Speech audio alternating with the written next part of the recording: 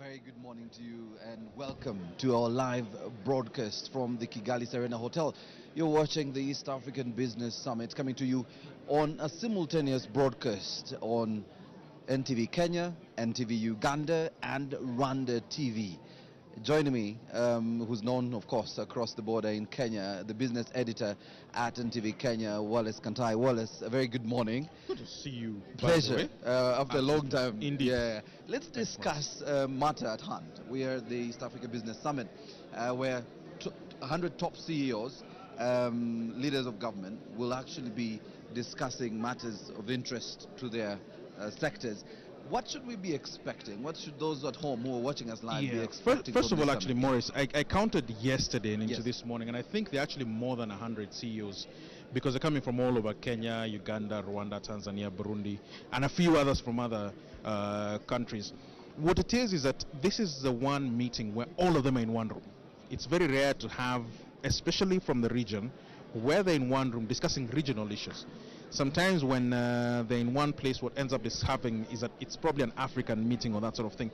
But this is a regional meeting to discuss regional issues. So what you're expecting is business issues to come up. And because we've got two heads of state, that's President Paul Kagame of Rwanda, President Uhuru Kenyatta of Kenya, we also expect some high-level policy issues to be discussed. Well, I also noticed that in the program we have a lot of panel discussions. Yes. I see it's going to be a lot of networking. But most people have already said that when business leaders come together, top CEOs, it's a matter of exchanging cards, and it looks like, you know, an ego show where business leaders come together to discuss what they actually do rather than the matters at hand. And I see on the program we have labor issues, we have employment issues, we have finance issues.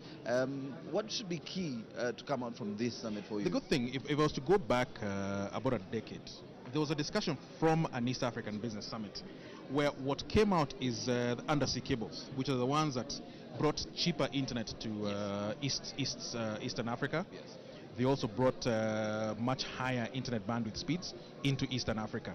Now, if you have that sort of discussion going on, and that came out, like we said, a decade ago, what you're expecting for this one is exactly what you said, labor issues. Because don't forget that in as much as we celebrate East Africa, sometimes what happens is that you cannot get a work permit if you're from one country working in another country. The good thing is that travel now has become easy.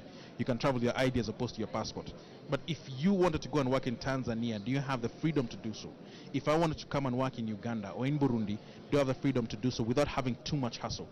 These are some of the things that still bedevil CEOs, because they say, we want to have regional companies, we want our management to be able to benefit from being in all these countries, but if you cannot be allowed to work in these countries, if the process is very difficult and very expensive, then you can't take advantage of having an East African region. So these are some of the things. Finance issues as well. Someone was telling me the other day that it's a bit difficult to transfer your pension from, say, if I was in Kenya, to transfer my pension to Uganda. And these are some of the things that matter. If I was to go and come and work for NTV Uganda, do I retain my pension in Kenya, or can I transfer it to Uganda and still be able to take advantage?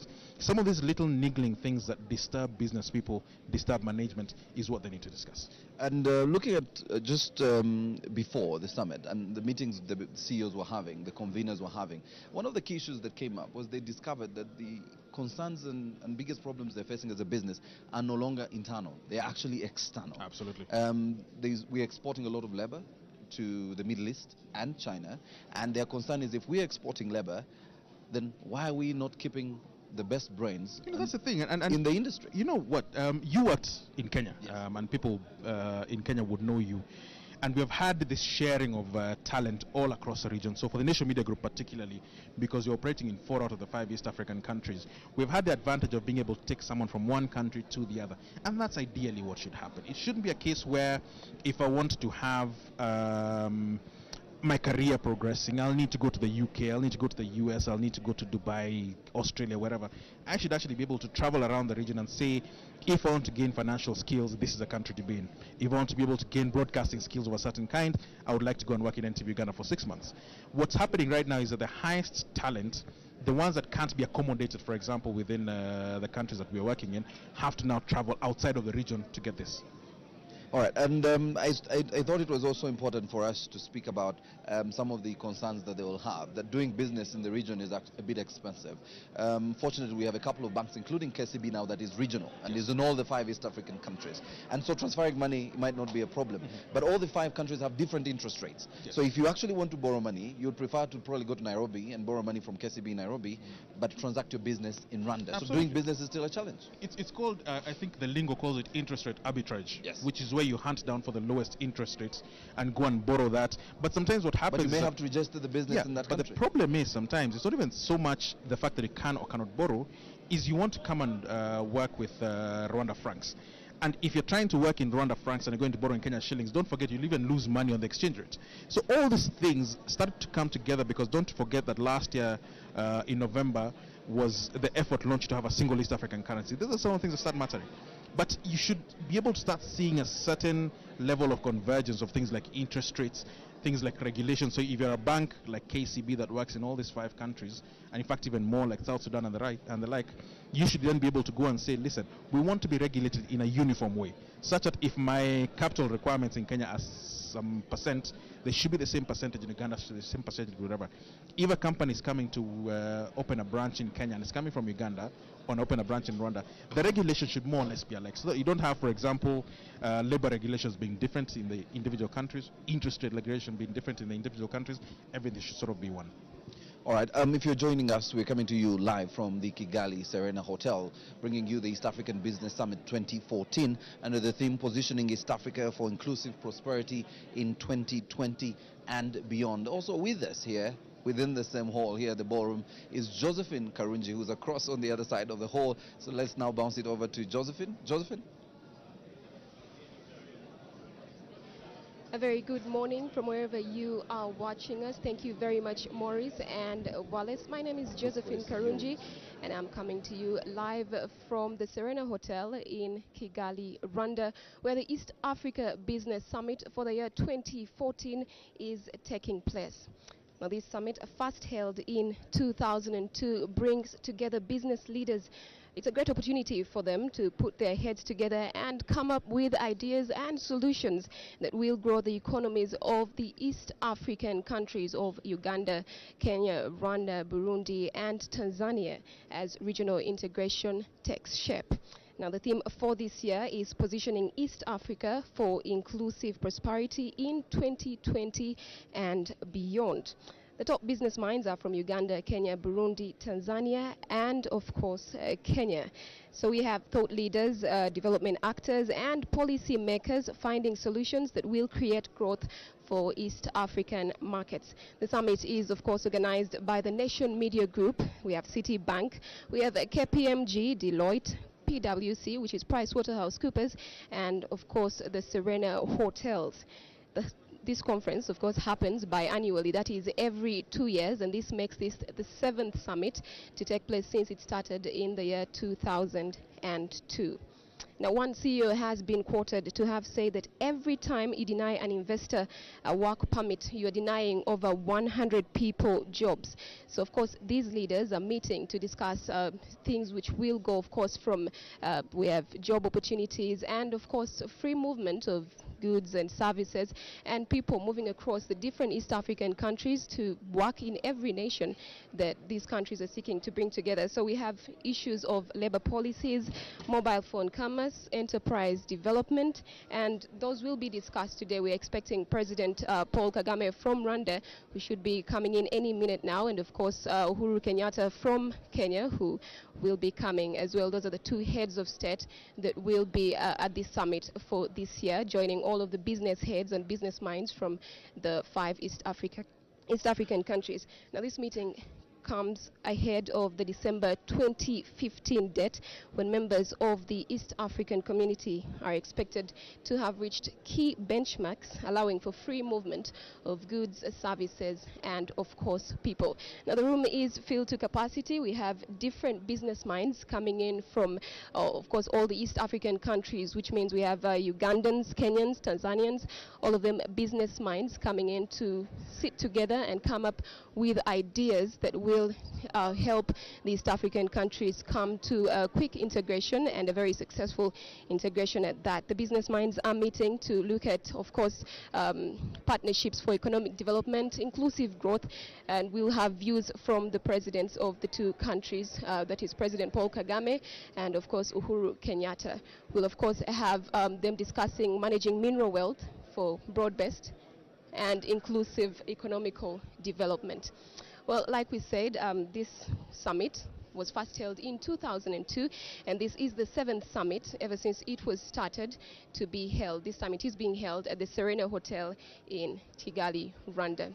And of course, I am Josephine Karunji, and we will continue to bring you live broadcasts from this side. I'm handing you back to Maurice Mugisha, who is in the conference with me. Thank you.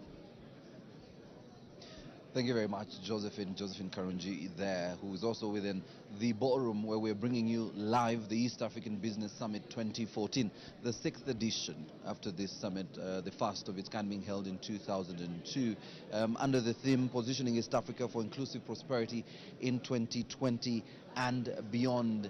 We are having, of course, governors from the region, the East African region, the 5 countries. We have over 100 CEOs who are here and business leaders. Still with me is Wallace, the business editor at NTV Kenya. Wallace, let's discuss one of the top issues on agenda today, business-government relationship, where you have top CEOs who have an opportunity today to engage with 2 heads of state, Uhuru Kenyatta and President Paul Kagame. I know in Uganda we have the President's Roundtable, where the President does engage business community. Rwanda does have an annual retreat where the President and government, including business leaders, meet to discuss opportunities and challenges. But also, Kenya, you might have something like this. Just take us through some of this discussion and what should be coming out. Yeah. Same thing exists. It's not necessarily formalized as a roundtable, but the President does meet with the business leaders, because in Kenya there's the big representative organization, the Kenya Private Sector Alliance, the Kenya Association of Manufacturers, and then within the different sectors, the media sector does have a collection, and other sectors such as that. And what happens now is, because there's a recognition by governments, the fact that you do need to have these very good relationships between government and the private sector. So the meetings happen.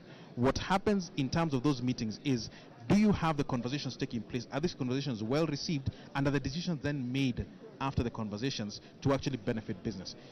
You need to think about things like, does business ask for the right things from government? Most of them is to do with issues of policy. But it's even issues such as safety and security. You know, security has become a big issue within the East African region. The other issue that's coming up, and I suspect will come up in the conversations, is things such as health. So Ebola has become a very big story. Yesterday in the Business Daily in Kenya, there was a story that said Kenya Airways has lost 4 billion Kenya shillings because of simply shutting down its West African routes. Yes. You know, that's a very big effect of an illness which is not quite a health issue, it now becomes a business issue. And so being able to connect with government and saying, is government doing the best it can to be able to sort such things out? Like we said, terrorism, cross-border crime, where you have there was a time when there used to be a very big issue of stealing vehicles in Kenya, taking them to Uganda, to Tanzania, and the presidential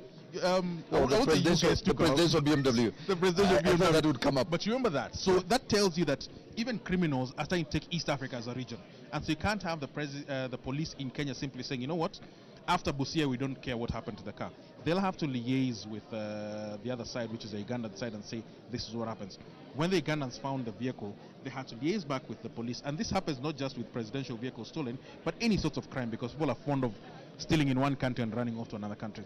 These are some of the things that businesses will come and say, we care about this, what's your policy on it? Well, it's interesting you bring up the cross-border trade and cross-border business. You know, of course, the ills you were discussing.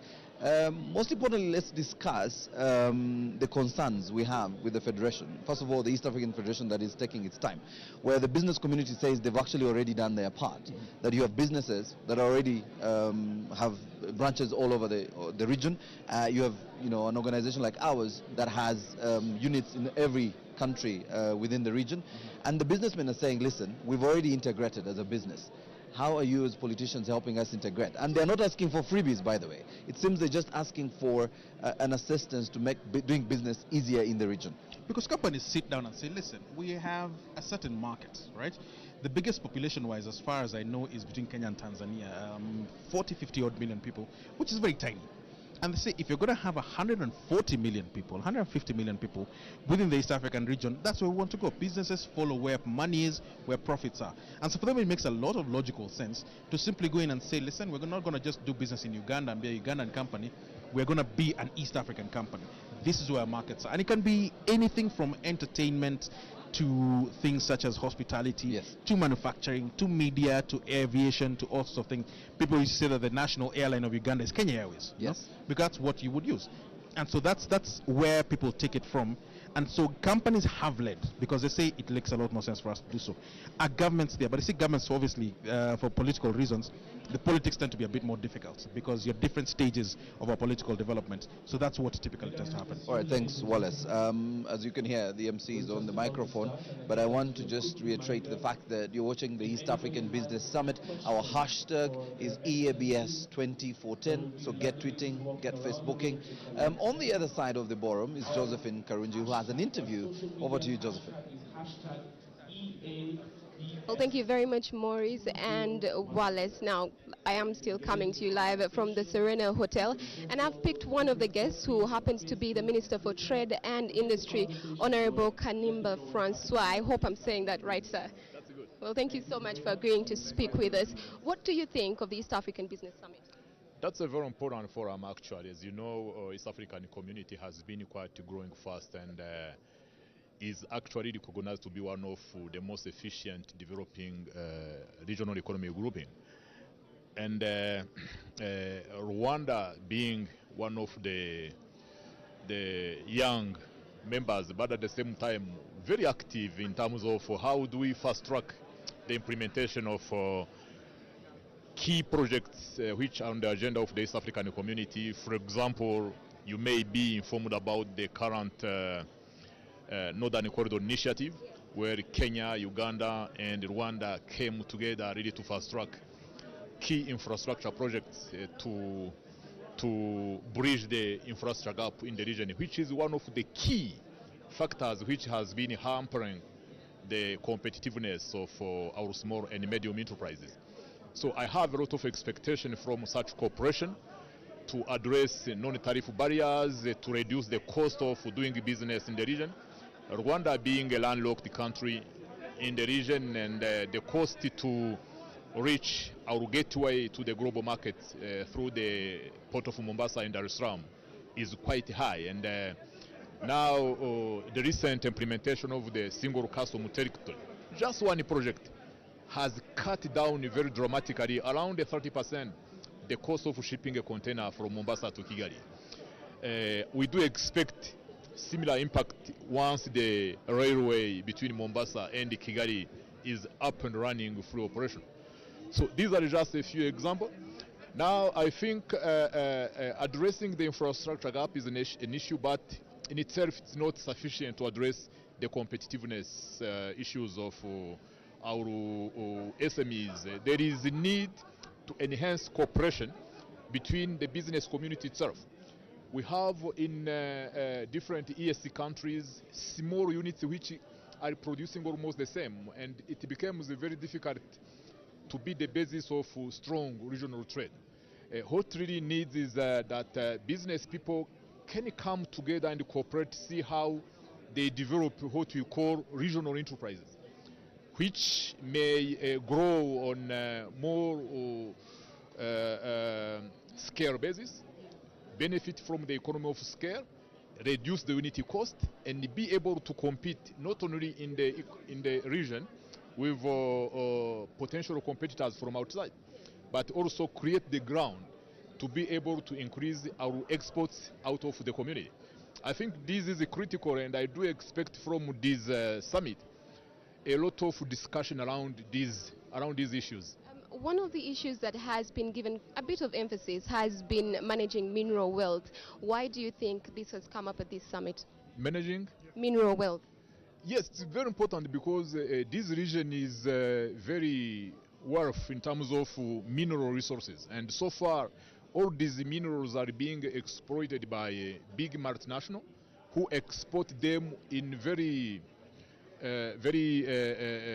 without any value addition. I think if the community can come together to develop joint value addition projects to export our minerals with more value addition, this will create not only more jobs in the region, but also will create more revenue in terms of foreign exchange we get from the development of our mining industry. Yes. So what do you hope will be given a lot of emphasis in this summit?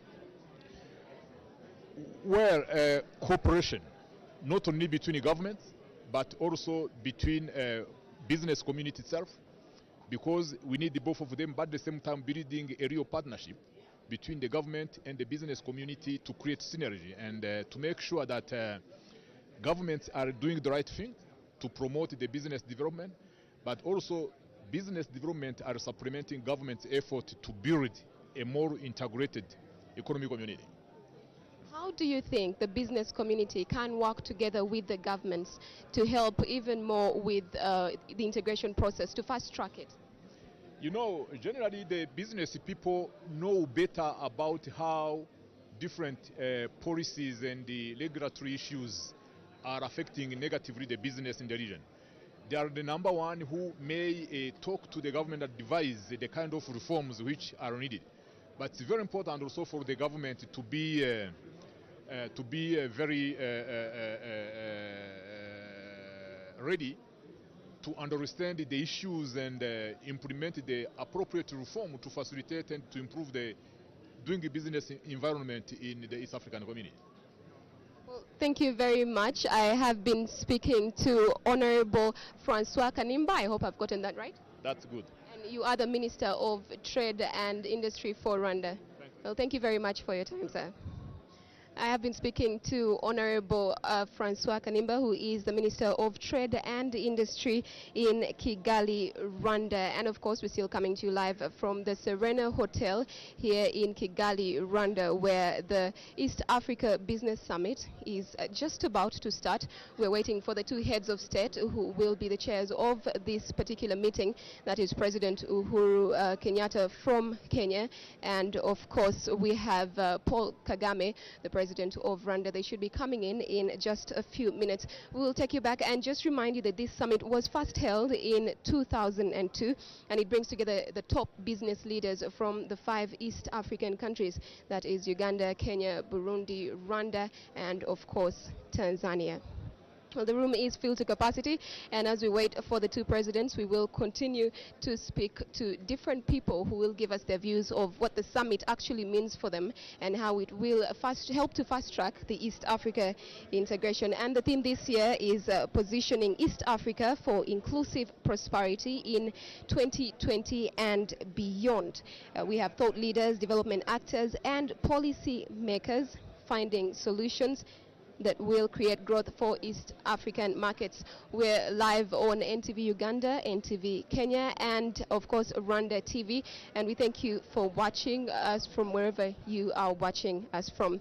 Now, one CEO, I will repeat, was quoted to have said that every time you deny an investor a work permit, you are denying 100 people jobs. So of course issues of labor policies, mobile phone commerce, enterprise development, and managing mineral wealth will be some of the issues that are expected to be discussed today and of course tomorrow. Well, thank you very much. I will continue to bring you updates, and of course with me is Maurice Mugisha and Wallace, and I'll hand over to them now to give us an update. You're wondering where we are. Yeah, we're at Maurice. I will remind you, because Maurice gets confused when he goes to 3 countries. Huh? Yeah, he gets confused where he is. Yeah, now you lose track of. We're in Kigali. You lose track of some of this stuff. We are live from the Kigali Serena Hotel. I was probably about to say Kampala. Kigali Serena Hotel here in Rwanda, where we're bringing you the East Africa Business Summit 2014, the 6th edition, broadcasting to you live. NTV Uganda, NTV Kenya, and Rwanda TV. That is RBA here in Rwanda. Wallace Kantai is still with me. Wallace, let's look at the opportunities, growth opportunities, which again is one of the agendas they'll be discussing. And I have seen education, labor, I want to throw in there ICT. Just take us through what will be the key takeouts for both, education. ICT is the one everyone boasts about in East Africa, because Rwanda is very big in ICT. Yes. So is Uganda, so is Kenya. A bit less so in terms of Tanzania and Burundi, because that is a place you can win very quickly. Manufacturing, you still need to invest tens of millions of dollars, hundreds of millions of shillings in Uganda or Kenya to put in a factory. When it comes to ICT is something slightly different, because you can have someone sitting with a laptop in their bedroom being able to create a computer program that's then used all over the world. So that's why you find lots of governments saying they want to have ICT in their countries. Problem is sometimes ICT needs to be backed up by something. So the reason why you find companies in a place like America, Apple and the like, or in China with Huawei, is that the ICT is in place, but after that is the manufacturing. So you use an iPhone, you use an Ascend phone from Huawei or whatever company is, they actually have a manufacturing base behind it. So the thing is to actually ensure that you do both the ICT, the software development, but sometimes even the hardware development. And I think that's a stage we are at in East Africa. We are deciding, will we industrialize, whether it's in ICT or any other industry, we will actually be an industrial region. Let's talk about education, and we're wondering, should we now be specializing and say Kenya will handle the higher education level, we do the universities back to where we used to be in 1970. Yeah, and Uganda, same as we were in the 70s. So Dar es Salaam does the law degrees. Exactly. Kenya does either science and technology. Uganda does something else. Is that the discussion we should be having? It's a very good idea, because if you think about where our individual strengths lie, East Africa tends to be very similar, but you find, say, a country like Uganda is much more fertile than Kenya is from an agricultural point of view. A larger part of the country is fertile. There's lots of rain. It's very well drained. So you might want to have an expertise level in agriculture in Uganda. In Kenya, it could be something else. It could be transport. It could be whatever else. Problem is right Rwanda now, ICT. Rwanda is ICT. Problem with East Africa as we stand is that there's lots of now private institutions. Kenya has got dozens of private universities. So does Uganda. Lots of private universities here in Rwanda and in the other countries. So if you do decide to go back to that model, is that at a public level or a private level? And these are some of the things that you need to try and discuss with even the individual people. But Kenya, for example, has a commission on higher education, which decides what actually gets taught in these universities and how you ensure that it's taught well. These are some of the things you should start encouraging, because what's happening now, because of the need to be able to get as many students as you can, people do everything from law to medicine to MBAs, which is where everyone goes because they're very lucrative. Do you actually ensure that these universities that we have at higher level do it? But you realize at a private level, people are actually voting with their feet. So there's lots of Kenyan students in Uganda studying medicine. My cousin graduated, I remember, in July. Yes. In medicine from Uganda, because she said this is the best university at the best cost. And you'll find a lot of students from Uganda, from Rwanda, in USIU in Nairobi, because they'll say for the cost that we're studying, at the cost that which you want to spend, that's the best place to go. So it naturally sorts itself out, even at a private level. Well, as we were speaking, I just saw your Foreign Affairs Minister, or Foreign Affairs Cabinet Secretary walk in. Yes. We're still, again, that's something we should be discussing. The concern with the different naming at the different countries. Here it's a minister in Rwanda, minister I hope in Uganda, everyone comes around to one thing. We could go back to minister in Kenya. I'll make sure the constitution gets changed. The cabinet secretary does sound sexier. Yes. Let's just say that anyone who's tweeting us, or whether you're tweeting Wallace or myself, the hashtag for the summit is EABS 2014. So get tweeting, get Facebooking. You can also tweet us at EABS. That is also the handle. You can actually find it if you're checking on Twitter. We have a few seconds. Well, let's just very quickly. We have two heads of state here, President Paul Kagame and President Uhuru Kenyatta, who jetted in this morning. Yes. And will be engaging the business leaders. Absolutely. Just very quickly, what would be, if you are the CEO, let's just give you, make you CEO for a couple of seconds, what would be your key takeout? My key thing to me would be exactly what we discussed. Please make sure it's easy to do business in East Africa. Please make sure your policies, your laws, your regulations make it easy to do business in the region, because that's all that matters. You and I have a salary because there's a private sector institution, and everyone else has that. So please make sure that it's easy to do business, and as long as business can be done within the region, then we're okay. Well, I'm told we still have some time as we try to wrap this up. Just wanted to mention the following one. The theme for this summit is positioning East Africa for inclusive. I'm told what's happening. The heads of state are coming. So we have to wait. Be a bit quiet. All right. Yes. Myself and Wallace will go away, and let's take you now into the live proceedings of the East Africa Business Summit.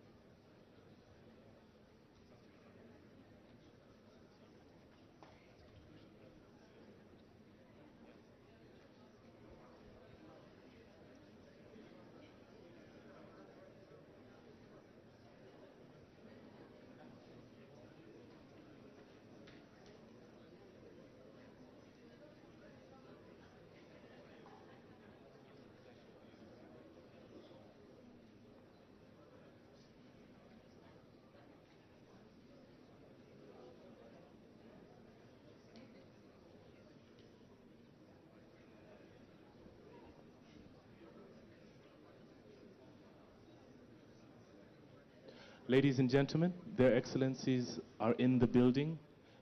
As soon as the doors open, I'll kindly ask all of us to stand. Then after that also to remain standing for the national anthems and the East African anthem. Thank you very much.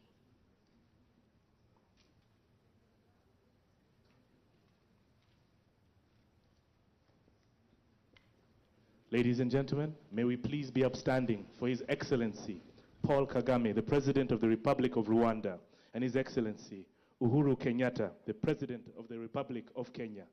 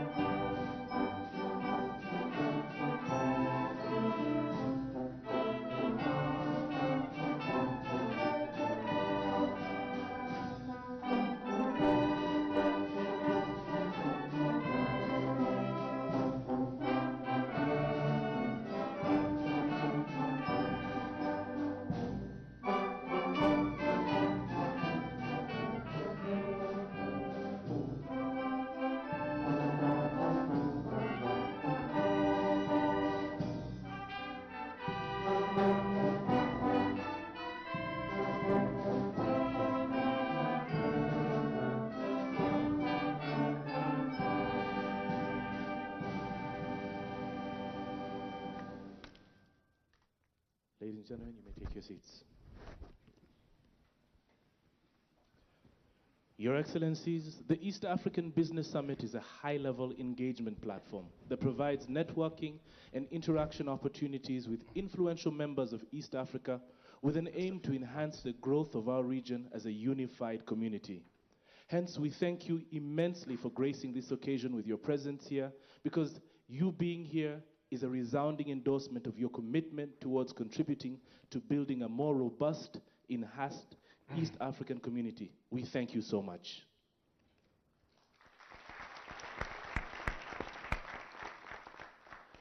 Your Excellencies, our first speaker today has a wide spectrum of knowledge with decades of global experience in various sectors, including pharmaceuticals and particularly media. He's built a reputation of being an effective and efficient business leader and is here to present the welcome address and also to introduce the Secretary General of the East African Assembly. Your Excellencies, this year's convening chair of the East African Business Summit, the Group CEO of East and Central Africa's largest media conglomerate, Nation Media Group, Mr. Linus Gitahi. Big round of applause.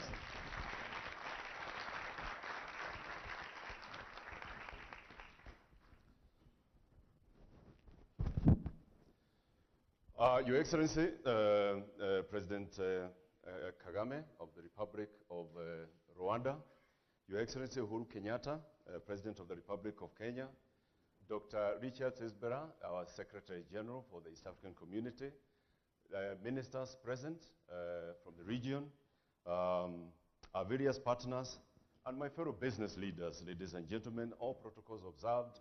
It is my pleasure to welcome you to this year's East Africa Business Summit 2014. This summit, Your Excellencies, is an opportunity for business and political leaders to share their thoughts on how best to accelerate development across East Africa in order to bring inclusive and shared prosperity to our people, which is actually the theme of this summit. Allow me to briefly outline, therefore, ladies and gentlemen, what I see as the scope of our discussions over the next 2 days. First, allow me to note that we live in exciting times. Cooperation and deeper regional integration in the East African community, as demonstrated today by the presence of our two leaders. In spite of emerging threats like terrorism, our region is more peaceful, more prosperous, healthier, better educated, and more united than it was a decade ago. For this, we must thank God, the political leaders of the region, the business leaders who help to create wealth and prosperity, and the general citizens of East Africa. Your Excellencies, we are living through the biggest investments, for instance, in infrastructure in East Africa in over a century. New hydro dams at Kavuma and Isuba in Uganda on the River Nile and on the River Ruzuzi, as well as geothermal plants in Kenya and elsewhere, and emerging gas opportunities in Rwanda, are all aimed at increasing electricity supply. New routes and oil pipelines are being built to ensure that our energy security, including the LAPSET project at the Standard Gauge Railway, are just but a few examples. Even the refurbishment at Mombasa Port and investments in a new port at Bagamoyo in Tanzania, amongst others, will help open up East Africa for trade and reduce the cost of doing business. Ladies and gentlemen, I think it is a good time to be an East African.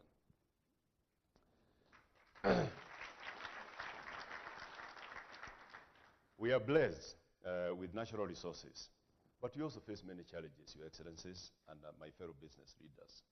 I think the closure of the BAT factory in Kampala, Eveready and Cadbury in Kenya, among others, should also serve as a wake-up call for all of us.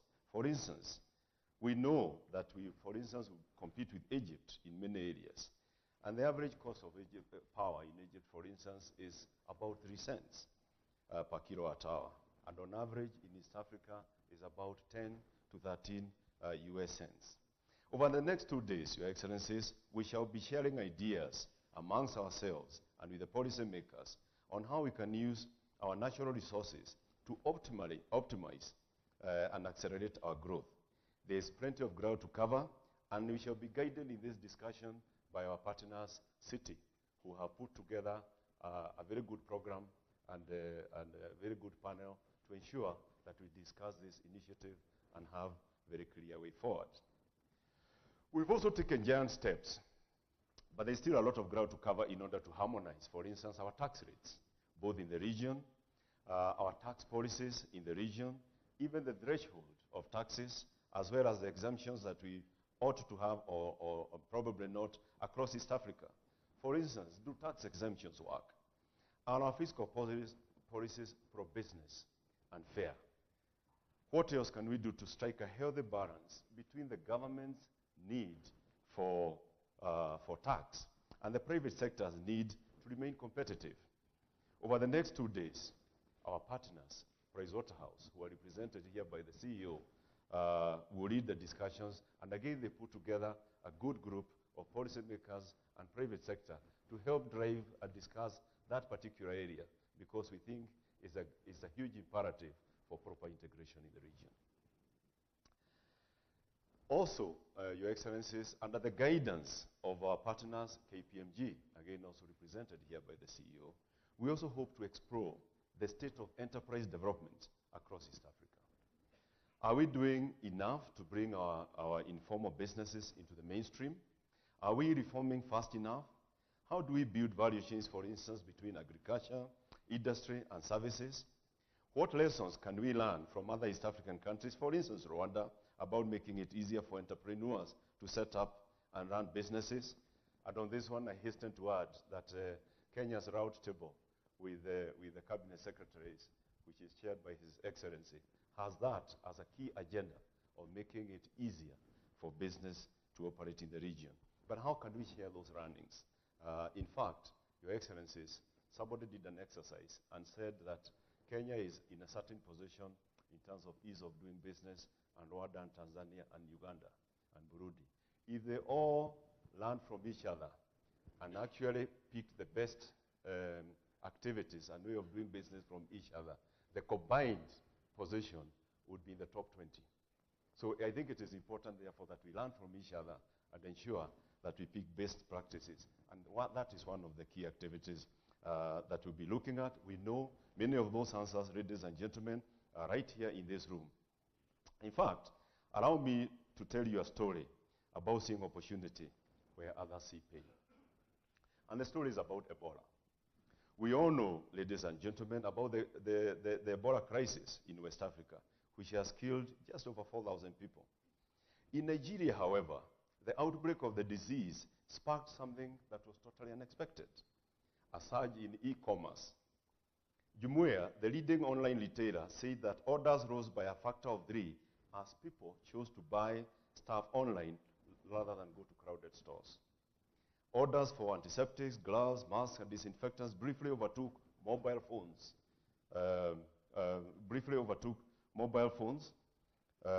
As the most sought-after items. No one does e-commerce better than us in Africa, and we know that. And we are delighted to be joined by many partners from the telecoms, including my friend Chindi from Airtel, Bob Colimo from Safaricom, Ezra Bunyenyezi from Coms Africa. And Ezra has been extremely supportive of this initiative. Wherever you are, Ezra, if you could, and let us give a clap for Ezra, who's been extremely supportive of this initiative and is a true East African who traverses across all those countries. Ladies and gentlemen, East Africa is renowned for many things, including our amazing wildlife and the wild beast migration. For centuries, those animals have roamed over our plains, seeking opportunity and food, and oblivious to any borders. However, immigration and migration are hot potatoes in many countries, despite one of the 4 freedoms in the East African Common Market being the free movement of people across the region. How do we ensure that our labor policies protect our legitimate national interest, but allow for talent to be deployed across our East Africa countries to spark growth? Our partners, Deloitte, also led by the CEO, will help to discuss that and hopefully create a way forward And on talking about the way forward, in this room, Your Excellencies, we have Kenya Association of Manufacturers, we've got KEPSA, we've got the East African Business Council, led by the chairman, and therefore, in terms of the discussions that we are going to hold, we have many avenues to ensure that implementation happens. The point here is, and I think there's a little cartoon there done by one of the most gifted cartoonists in East Africa. And I think we all need to be cognizant of this, that we must help to drive labor. We must talk about the kind of education that we have. We must look at the destination in terms of where that labor ends, because we've got two kinds of employers, as you can see. We will employ by looking at the qualifications, but those of us, or those who do not get, have also a labor market. And we must ensure that through our economic policies and all the things that we need to do, we ensure that that market, second market, does not exist. And Deloitte are going to help us leading that conversation. In talking about opportunity and these stampedes, we must be reminded of the greatest challenges of our time, and that is inequality, which is one of the themes of this conference. How do we ensure that our prosperity is inclusive and lifts everyone? I'm reminded of the saying, and I think it is from Nigeria, where they say, the poor can't sleep because they're hungry, and the rich can't sleep either because the poor are awake. So it is important, ladies and gentlemen, that we have these conversations to ensure that at the end of the day, everybody sleeps. And that is again one of the things that helped us inform the theme of this conference. So what must we do to ensure we all get a good night's sleep is one of the things that we want to talk about. I would like to finish, ladies and gentlemen, Your Excellencies, where I started, and tell you that Africa generally, and East Africa in particular, is going places. There is absolutely no doubt about that. I've never been more confident about the future or more energized to rise each morning and hack away at the weeds and bottlenecks that hinder our progress. Once again, I thank you for honoring our invitation, Your Excellencies, and I look forward to very good discussions in the next 2 days. I also want to take this opportunity to thank our sponsors who have really come very strongly. Trademark East Africa, which exists, represented by Risa Karanja, which exists solely to promote business across the region and to ensure that that interactivity amongst business and policymakers help. Kenya Commercial Bank, which came out strongly, and Ms. Igara will be helping lead this conversation. Comza, Airtel, which will even be launching an initiative during the next 2 days, Britam, and all the other, Rwanda Development Bank, which has a development board, which has been very supportive, and in many senses our hosts. We want to thank you very, very much, and once again, thank you. Everybody welcome, Your Excellencies. We do not take your presence for granted. We know that you're going to have a good conversation, and we know you're also ready to be asked those hard questions, but more importantly, I know that you've got good answers for us. Thank you very much.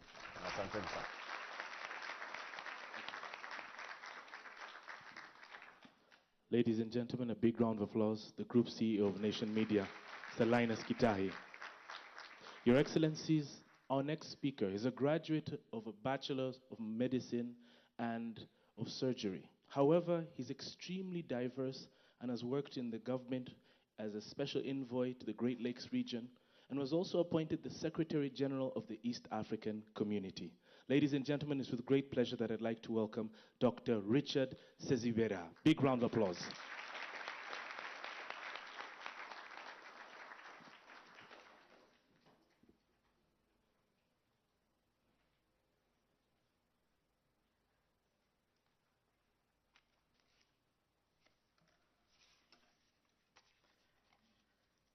Your Excellency Paul Kagame, President of the Republic of Rwanda and host of this East African Business Summit, Your Excellency Uhuru Kenyatta, President of the Republic of Kenya and Chairperson of the Summit of the EAC Heads of State, Honorable Ministers, the chairperson of the East African Business Council, Mr. Linus Gitahi, CEO, Nation Media Group, distinguished guests, ladies and gentlemen. Let me begin by thanking you, President Kagame, for hosting this important summit.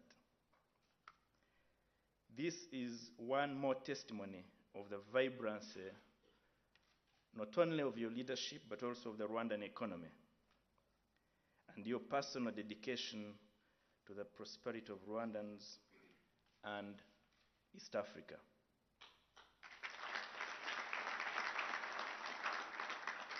I wish to congratulate the East African business community for organizing this business summit. The East African community is a people-centered, private sector-driven organization, and I am glad that the private sector are increasingly taking their seat alongside their public sector counterparts to invest in and benefit from widened and deepened integration. The theme of this summit, Positioning East Africa for Inclusive Prosperity in 2020 and Beyond, captures the essential aim of our integration agenda. It demands of us, public sector leaders, business leaders, scholars, and citizens, to reflect on how we can collectively expand the circle of opportunity for our region and the continent.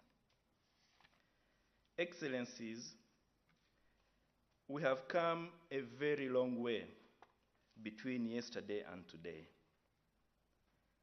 Implementation of the customs union and the common market is showing results year after year. Intra-EAC trade has grown from a mere 2 billion in 2005 to over 5.5 billion in 2013 and growing.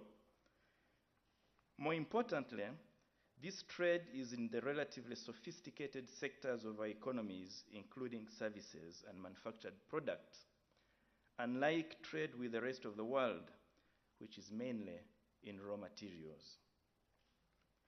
Today, East African community partner states are investing in each other's economies. Companies present here are increasingly cross-listing on the region's stock exchanges, and the regulatory authorities are harmonizing laws, regulations, rules, and procedures to facilitate this. Barriers to cross-border movements of capital are coming down with the liberalization of capital accounts, and the East African payment system now in place will only accelerate the integration of our financial markets. Physical barriers to trade are also coming down. Transit times for cargo have come down substantially on both the northern and central corridors. I wish to thank the chairperson of the summit and his colleagues for driving this agenda. I can assure you, Excellencies, that this is certainly bearing fruit for the people of East Africa. With a common external tariff in place and the single customs territory in the implementation phase, we must continue to deal with these beyond the border issues in order to increase our competitiveness as a region, which is our insurance for long-term prosperity. I welcome the increased public-private partnerships that are driving growth in our partner states and the region as a whole. This will become even more important if the region is to deliver on its important infrastructure agenda, including investments in rail, energy, ports, and inland waterways. The East African Business Council has informed me of their determination to partner with governments in the fight against corruption. I wish to thank and congratulate the chairperson of the East African Business Council, Mr. Felix Mosha, who is present here today.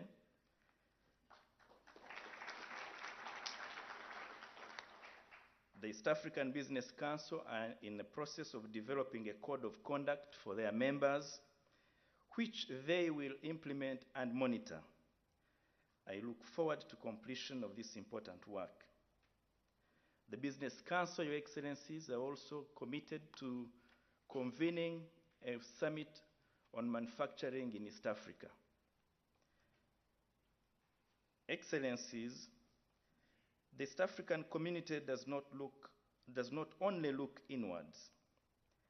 Partner states use the strength they derive from deepened integration to expand the frontiers of trade within Africa, especially through the EAC COMESA SADC tripartite process, through which negotiations for a free trade area are ongoing, eventually leading to the realization of a continental free trade area. I am glad that the community, through the EAC-US Partnership Framework, has concluded an agreement with the United States on a trade facilitation agreement. As you know, the partnership involves a robust commercial dialogue in which all of you business people are involved. And I would urge the business community to make use of the agreement to identify opportunities for investment and entry into the US market. I'm also glad that the East African community has successfully concluded negotiations on an economic partnership agreement with the European Union after many years of negotiations. I wish to thank the business community for a very active involvement in the negotiations. It is the first time in history that the community negotiates her terms of trade with Europe. And I believe we now have an agreement that is development friendly and safeguards our integration agenda as East Africans. Finally, I wish to thank Your Excellencies for finding time, despite your very busy schedules, to participate in this business summit. Your presence here today is testimony, if anywhere needed, of your determination to turn East Africa into a business-friendly sphere of shared prosperity. You have the support of the people of East Africa. I thank you for your leadership, and with these remarks, I wish the Business Summit success in its deliberations. Thank you for your kind attention. Ladies and gentlemen, Dr. Richard Sezibera, Secretary General of the East African Community. Your Excellencies, East Africa needs passionate, young, and charismatic CEOs who are willing to put people first in order to change the region. This dedication has helped KCB Bank grow into East Africa's biggest indigenous bank and Africa's third best bank based on return on assets. Your Excellencies, to moderate this next session about business and government, partnership for economic development and inclusive growth, a presidential view, it's with great pleasure that I introduce the KCB Group CEO, Mr. Joshua Oigara.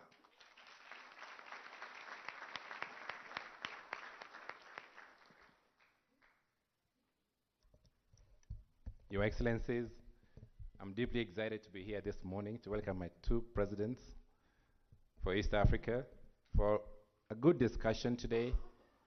And I also want to invite in a very special way all the viewers joining us in NTV, in Kenya, in Uganda, in Rwanda, and those following us on social media. Our presidents are very digital presidents, as you're aware, on Twitter, on Facebook, on Instagram, and WhatsApp, to have a conversation today that, in my view, will shape and change the way we continue running the journey for East Africa.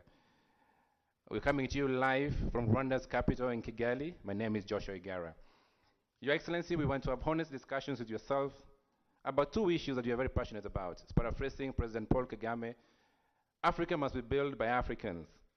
In ideal, we cannot sit and wait for other people to come from outside and change the destiny of our continent. So a little bit we'll be touching more about how do we build a Pan-Africa vision to build inclusive prosperity for our people across all our people as a sub-region in ESC and also in Africa at all. And in the next hour or so, we'll have some questions which I already received earlier, and we will take some questions, Your Excellencies, from the crowd, from the team here today. And we'd like to discuss 6 main business issues, Your Excellencies. First issue is on African competitiveness. We talked about manufacturing, we talked about different sectors. And in a way, to build the continent, we need to be globally competitive in our market. It does touch about our energy requirements, our own efficiency, our ICT, and the abilities for us to mold capabilities for our businesses. We also like to discuss number 2, Your Excellencies, about leveraging our skills and capability for our resources in Africa. Easy of movement of our people today from Rwanda, in Kenya, in the 5 countries, hasn't always been easy. Whereas we talk about resources outside or below the ground, mineral resources, Your Excellencies, I believe that resources walking above the ground, our talent and skills, is what will catapult our markets to be exceedingly globally competitive. And so we need to focus about movement, about resources in Africa, in our markets. I'm very proud that you have real outliers today and speaking here about Rwanda, ICT invention, big drive for the 4G or the LTE in terms of the network we're running today. In fact, Rwanda is among the few African countries already in this kind of framework. We'd like to see more businesses, more countries running in this route. Infrastructure, I'll come back again on energy. I will talk about insecurity or security. And lastly, Your Excellency, we'll talk about health, a little bit more specific on the Ebola challenge and how we are prepared. So I will go straight. I have a question which I would like to address specific to President Uhuru Kenyatta. Mr. President, Africa is spoken today as the emerging market. It's spoken about, we have digital era today. We talk about the future. We talk about the youth dividend. We talk about democracy. And there's tremendous growth, Your Excellency, for the last few years. GDP has been good, expanding 5 to 9%. But if you look at majority of our people, Your Excellency, across villages in East Africa, poverty still remains a challenge for themselves. And therefore, when we ask the question about inclusive growth, talk about joint prosperity for our people, is it possible, Uhuru Kenyatta, that our people can share in the next, by 2020 and beyond, the kind of frameworks or the kind of diversifying our economy for them to feel the real economic growth, Your Excellency?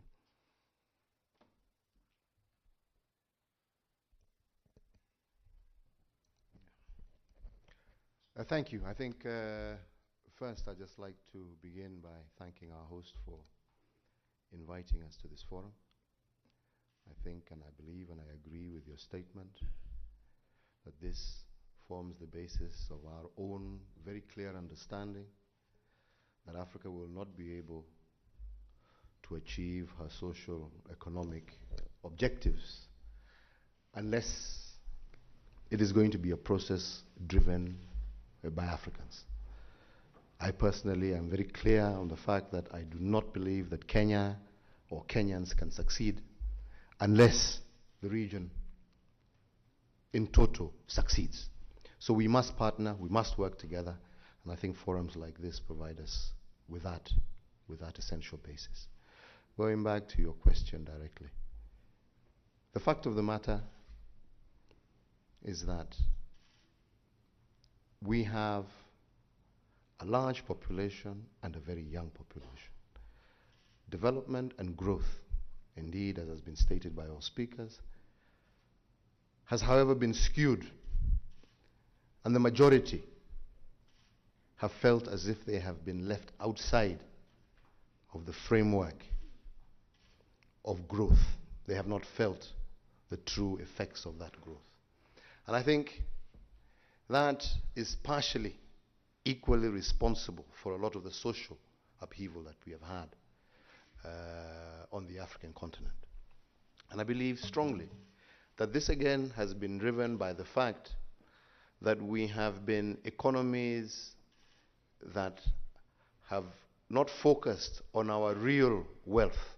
We have focused ourselves largely as producers of raw materials to support industry, manufacturing outside of the African continent. We have basically been exporting jobs while exporting our raw materials. But the truth of the matter is that our wealth lies in developing our real wealth. And our real wealth is our population, is our people. And that is why we, as a government, have come up and very clearly identified the need to bring our young people back on board and to be able to create an enabling environment for them to venture, participate in the real economy.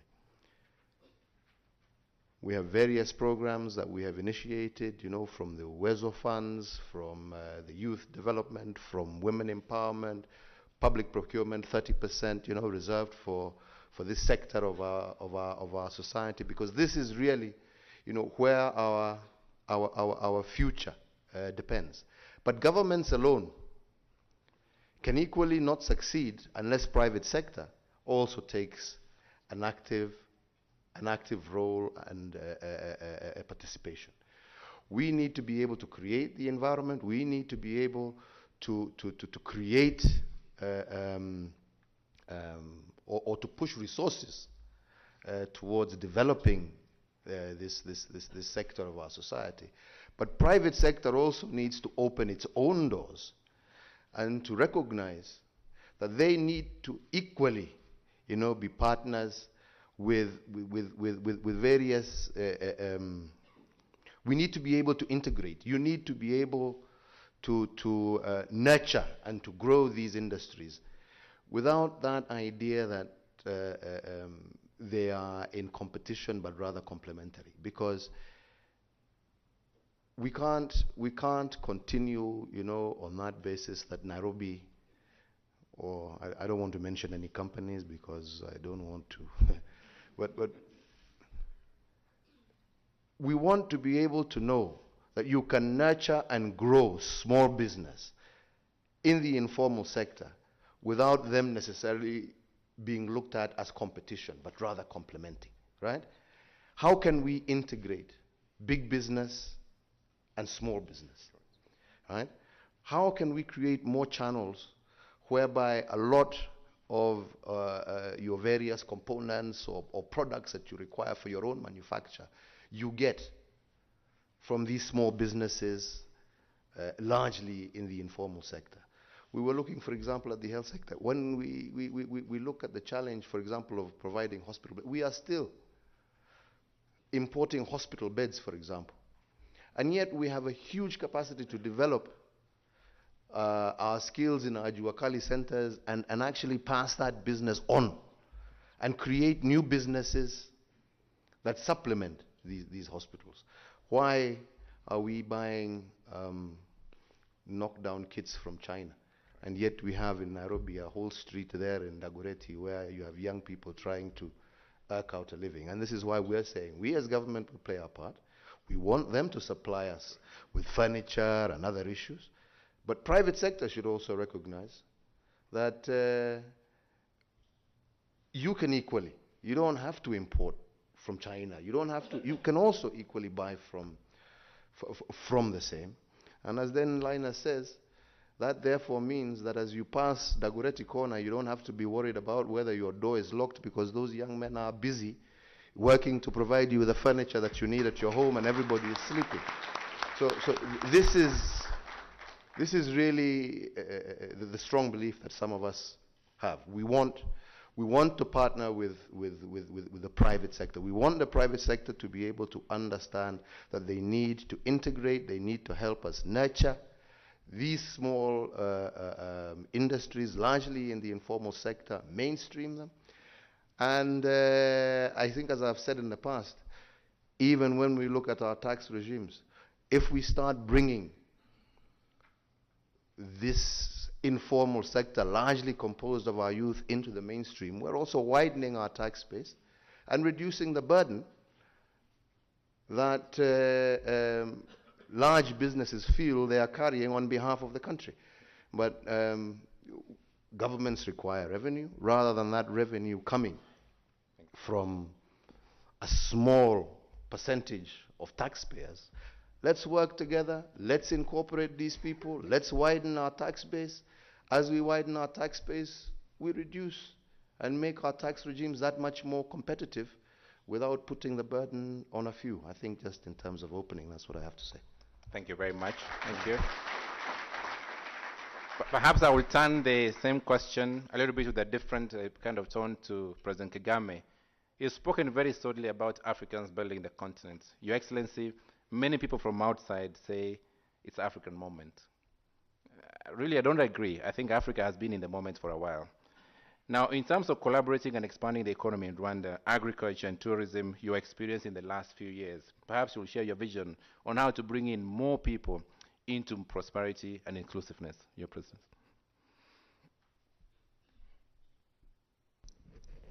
Thank you very much, moderator. Let me start by thanking President Uhuru Kenyatta, who is also the chairperson of our East African community, for being here with us, for finding the time to join in this conversation, and also welcome the East African Business Council and to hold their meeting here. So you are most welcome. Of course, as the earlier speaker said, if there was any doubt about the hard issues underlying the conversation we are going to have, I think you can see us without ties. It's because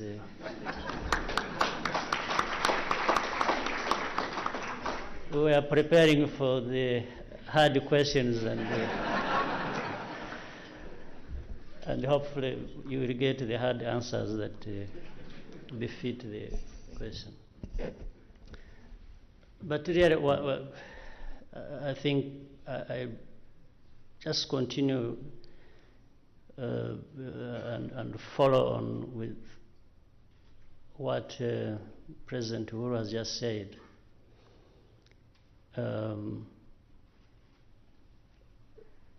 We need to grow our economies. We need prosperity. And here we have almost everything. All the building blocks are there, really, if you, from what has been said by many people. All we need to do is to put the blocks in place and move as fast as we can. If you look at the different partner states, they have what to offer, that is in East Africa. But the more we bring the resources together, the more we integrate, the more we work together, I think each partner state of the East African community benefits more than if we worked all on our own. And I like the saying by the Nigerian that Lenas mentioned to us. And it is only a reminder, otherwise these are things we should know. But if you look at in Rwanda's case, we have been building mainly from the bottom. And we have encouraged the connection between the actions, the policies of government with the needs of the majority of our people in terms of improving their lives, but also creating an environment in which they can do what they are able to do and thrive. And really in between, there is the business community. There are businesses and business leaders that must also do what they know. And much as I'm saying in between, there is a whole connection between these three segments, if you will, and we want the ordinary citizen helped by what happens between business and government to be also moving higher, so that whatever they do earns them what they deserve to earn to change their lives. And that's why, so for example, if you look back in between 2006 and 2011, where we were able to lift or to have people lift themselves out of poverty, up to 1 million of our citizens were able to do that. And because between business and government, we identified those sectors that include most of our people, and therefore if the policies were conducive, if businesses were facilitated and were carried out in a business-friendly environment and with other aspects of the environment that have to be in place, including security, stability, which you have mentioned, the people will go out there and really play their part, even starting with what they have before they move to other places, and we will see improvement happen. And I think that is in a short time of 5 years. If you have 1 million people telling you their lives have improved, I think. So we have to identify, we have to be specific, but we have to do it in a very inclusive manner. We have to be organized so that everyone is enabled to play their part, to participate in making this difference. And as we do it, say in one country like Rwanda, and Kenya is doing something else that benefits the people of Kenya, and other partner states are doing the same. When we learn from each other, when we look at these best practices and work together, you can imagine then how much there is in terms of benefit for the people of this whole region, close to 140 million people of our East African community. So I think really it's working together, it's learning from each other, it's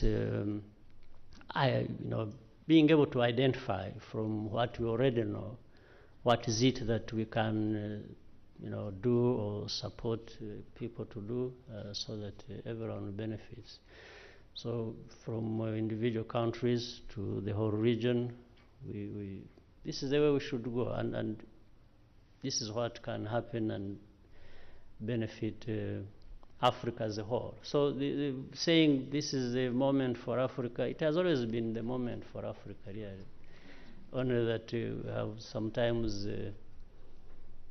as somebody put it, maybe we've been sleeping at times, longer than we should.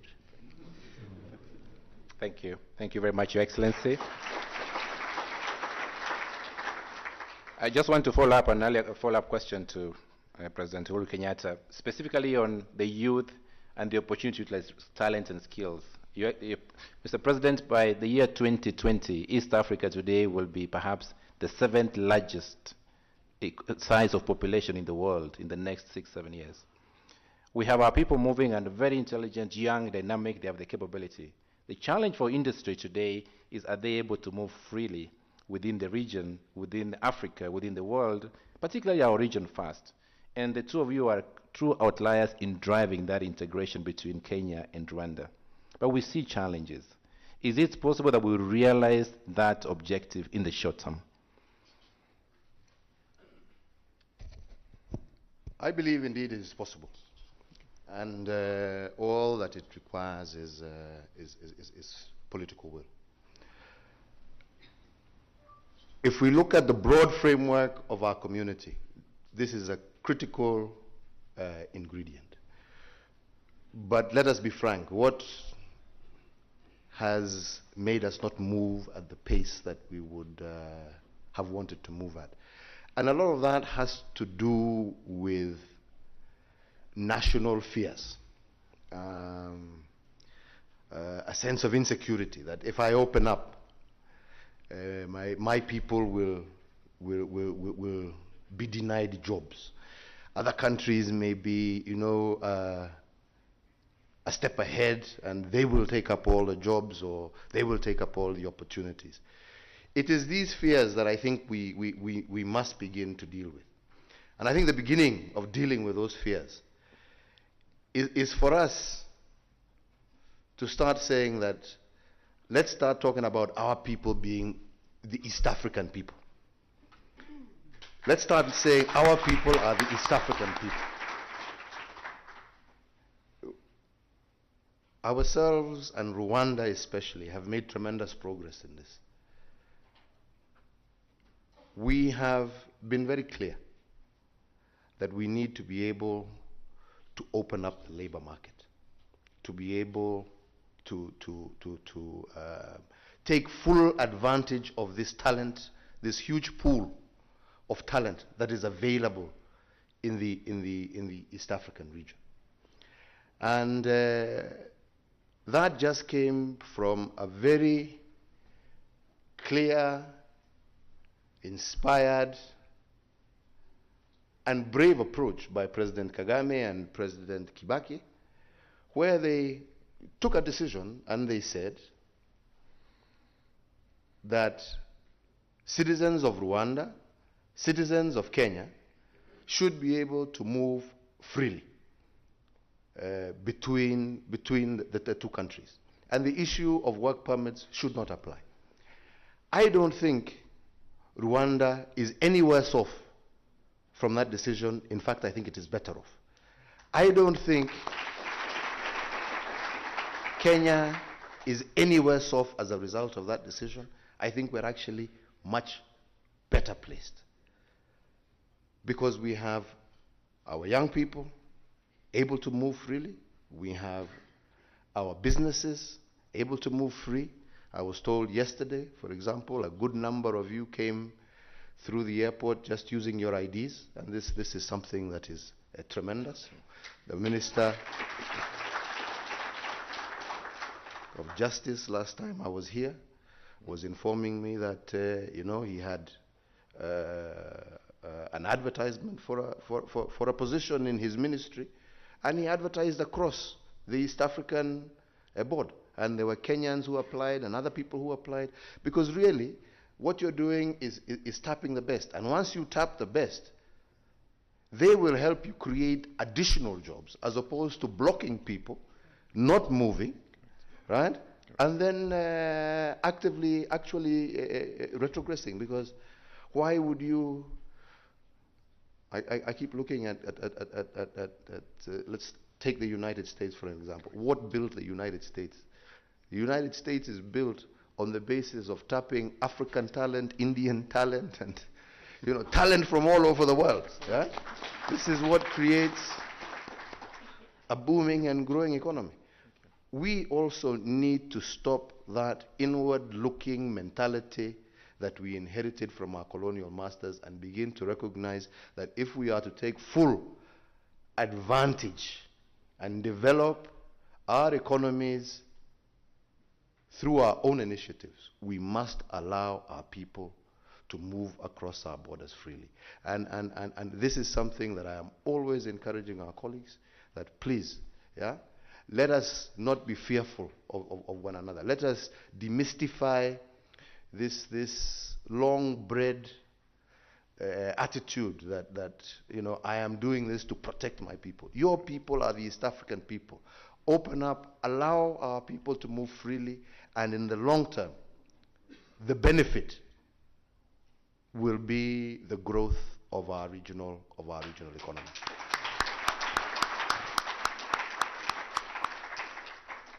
Thank you very much. As an excellent answer. Perhaps maybe to look at the Pan-Africa view, President Kagame, you may have some comments in terms of the movement of resources within the continent, because that's a real action for us in this moment. Sure. It's important that area to compliment my brother President Uhuru on this one, and even from practical experience. In the case of Rwanda, it's not just say allowing Kenyans or other East Africans to come and work here. It is all in terms of it's a question of mentality and the fears some people tend to have, as mentioned by the president. But let me tell you, in my own office, the president's office, I have had Kenyans work for me, I have had the Tanzanians, the East Africans. I have even gone beyond. I have had the British come and work in my office. I've had Americans work for me in my office. You know, ordinarily, the ordinary politics has it that, you know, these are people who are coming to, you know, how can you have these foreigners in the president's office? Why not? Because in any case, for me, it's what they do, and the rest is about the laws in place. They have to respect the laws that are there. It's institutions, the way they have been built. So, and we have found that we have really filled these gaps that exist because of our low skills base here in Rwanda, which is factual, which has been real because of history. And so we can't just be inward looking and say, well, we will fill these gaps only when our people have been trained, educated to be able to do this. Because then that means you would probably have to wait for another 30, 50 years to fill every gap.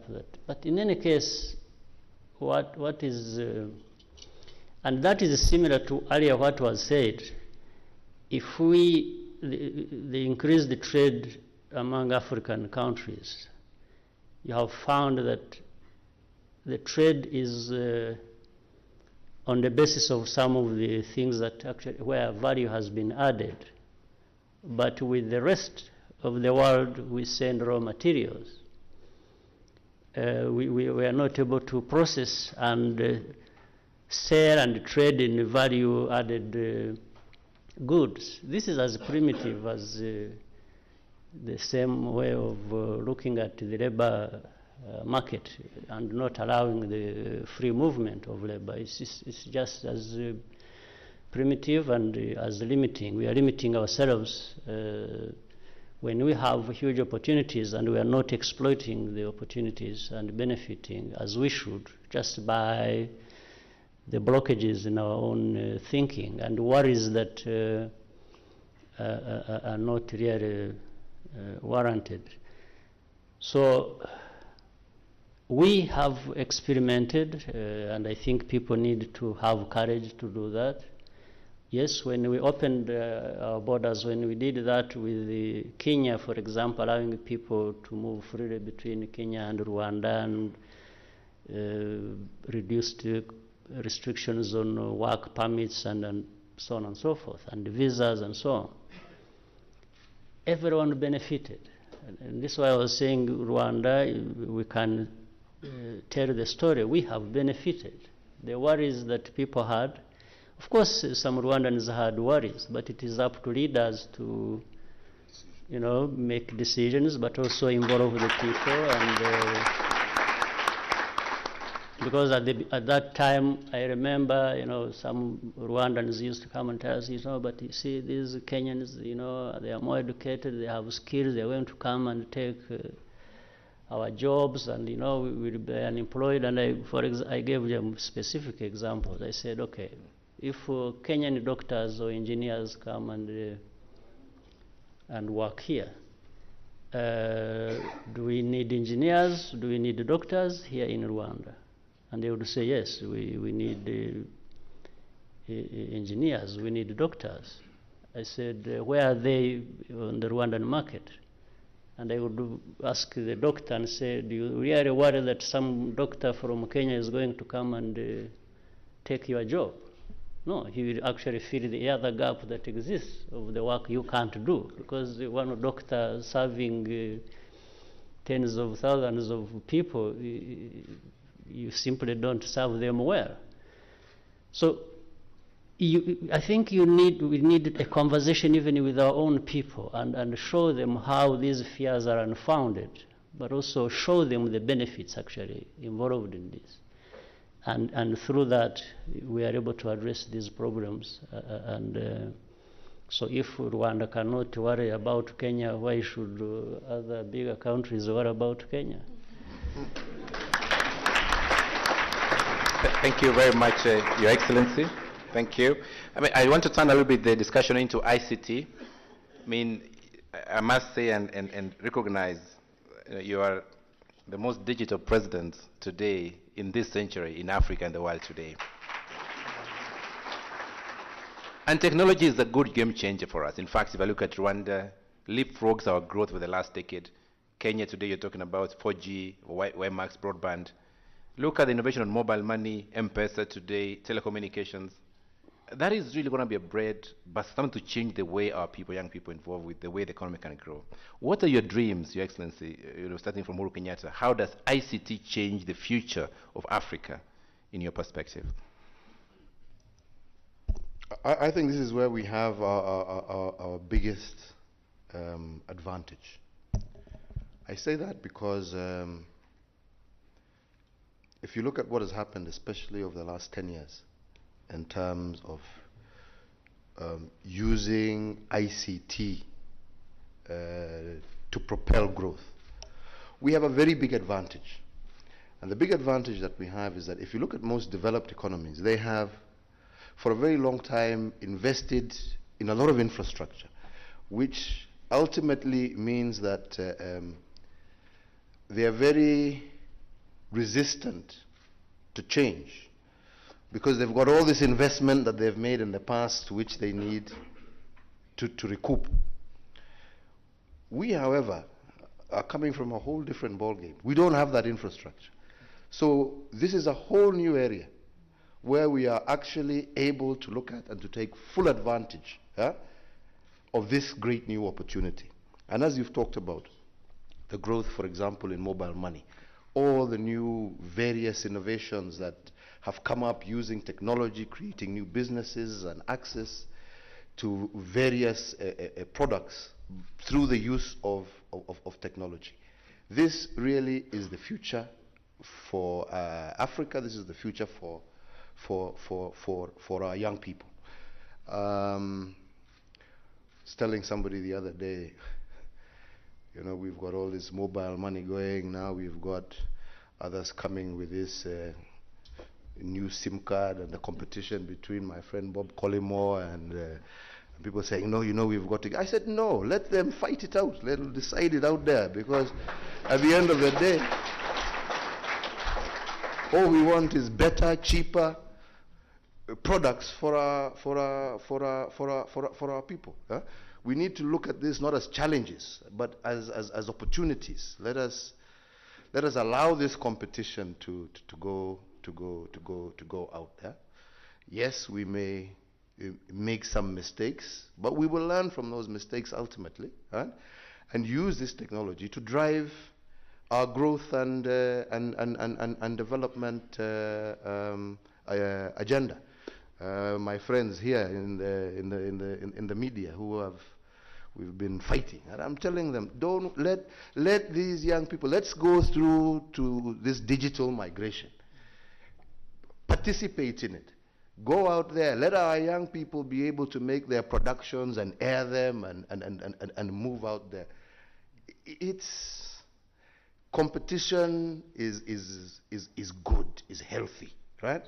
And you can never not be too ready. Yes, you have invested, but these young people, work with them, you know, get their product, you know. Don't block them. Don't say we don't want that challenge, or we're not ready for that challenge, because it's the same fear as we're talking about in the labor market. If we continue to have that mentality of saying, oh, we don't want citizens from this country to go to this country because they'll take away, you know, it's the same mentality that we're saying here. You know, we don't want digital migration because digital migration will bring in a whole host of other issues that we're not ready for. Let us compete. Let us take advantage of this technological advancement and opportunity that it creates, and let us harness it, right, and manage it, as opposed to being fearful of it. I think there are great potentials, both for existing businesses and upcoming businesses, if we allow ourselves to open up ourselves to full utilization of what ICT can actually do for our growth and development agenda in the region. But perhaps we will also hear some, President Kagame has been a key proponent on ICT for many decades. Your Excellency, perhaps some thoughts around this. Yes. We have encouraged and invested in different technologies. Technologies generally have a multiplier effect. They have led to reducing costs of doing things. They have added to efficiencies. And as we have seen in our country, that has not only speeded up but also really made it easy for service delivery, which ultimately is also what among the priorities we are looking at. How do you deliver services to the ordinary people? How do you bring the people to understand some of the technologies that have been made simple and user-friendly, and once people are mobilized and educated how to use them, they can benefit, whether in agriculture, in education, in health, in later on in business. So technologies also form really the bedrock for innovation that works well for entrepreneurship. And so you name whatever field you'll find the technology has use and benefit once properly utilized.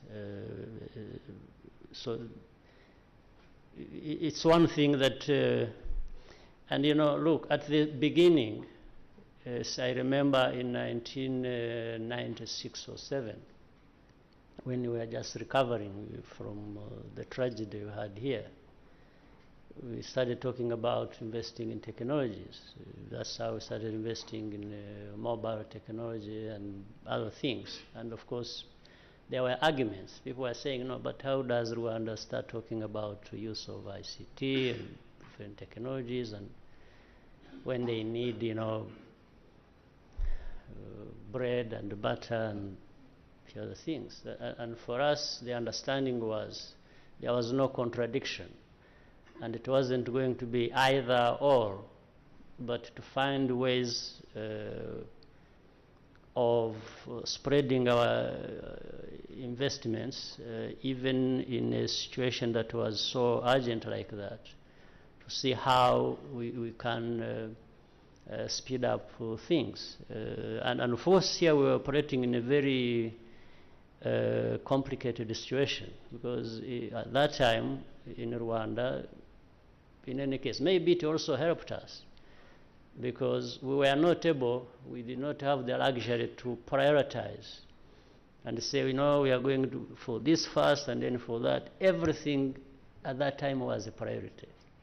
So when you are managing things like that, everything is a priority, then that's how you start saying, okay, I'll go, this will help this will also lead to the other, so I have to try everything at the same time. And some of the things we are doing as just experiment, and we did not, but we took the courage to do that, and I think the benefit was that we were making some headways and making good progress, so we continued. So investing in the technology first of all, technologies are a business unto themselves. But then when you come to the other part where now once well leveraged, they actually make the businesses, other businesses or other business sectors more vibrant, more efficient, more cost effective, or then the value is even much bigger. So it's not a discovery we have made here in Rwanda. I think it is known everywhere. It's only that we have decided to go ahead and do it. Thank you. Thank you very much, Your Excellency. in a way, reflecting in my own words, as you say, I think seeing the possibility of multiple futures in business and in government is something, it's a mindset change. And I think at that time, Your Excellencies, we have some questions from the floor, and I would like just to usher in, because it's an engagement and conversations, Dr. Mish, if you could be able to take up some few questions from the floor. So I hand over the mic to yourself, Dr. Mish. Thank you very much, Joshua. Your Excellencies, I have a question here from Salafina Flavia. I think it goes to Your Excellency, President Kagame. Your Excellency, it's been 7 years since Rwanda joined the EAC. What do you believe is the greatest achievement that you can mention from these 7 years? It's having deeper, broader, more access to the market of East Africa, which has served us much better than operating in a much smaller space. And we hope we have also benefited others, but more importantly, we have all benefited together. And so we have found most of our challenges have been addressed by sharing the burden, and most of our benefits have also increased because the people or the factors that have contributed to these benefits have also been more and have come from wide, more sources than otherwise would have been the case. So the benefits are there, they are many, and Rwanda, as to use what President Uhuru said earlier, has been much better off with being in the East African community in the last 7 years. We have seen the benefits that we would have had by working on our own as we have been working before have been multiplied many times.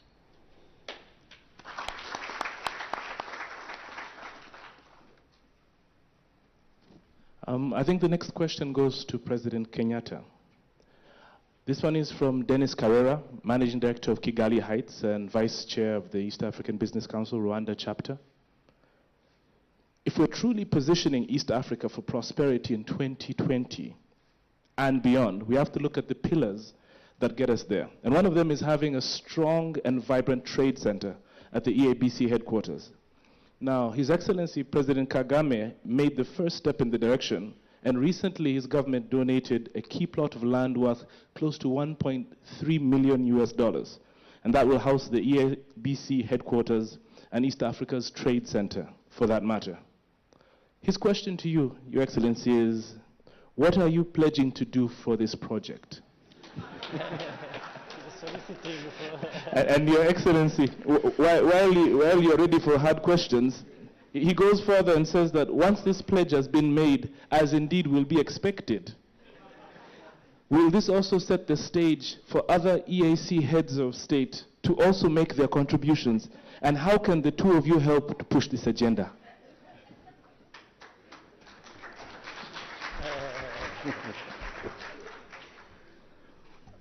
Well, my friend, let me start by saying that, you know, I wasn't expecting this to be a pledging conference. So I wasn't quite ready for that. But speaking on the principle, it's a principle that I completely support, that we need to be able to, if truly we are to deepen our trade and increase our trade, we need to do everything that we can to facilitate our traders. And I think the example that he has just used of the offer by Rwanda to donate that piece of land is something that should be encouraged. And from a point of view of principle, definitely we would be very eager and keen to support, just for example as we are keen to support us having, you know, a joint exchange for the region, which again is an initiative that we launched here in Kigali a few months ago. Just as we are keen to doing our infrastructure projects, which we are doing and doing together to facilitate trade, you know, across the region, our rail, our energy projects. So with regard to the center, yes, I would come see me later.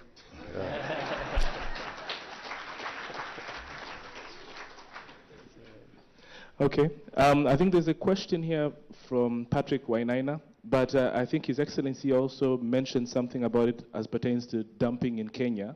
But at this moment, I'd like to open up the floor to all the captains of industry. I think we can take probably 3 or 4 questions. If you've got a burning issue, kindly just stand up, tell us which organization you represent, and address your question.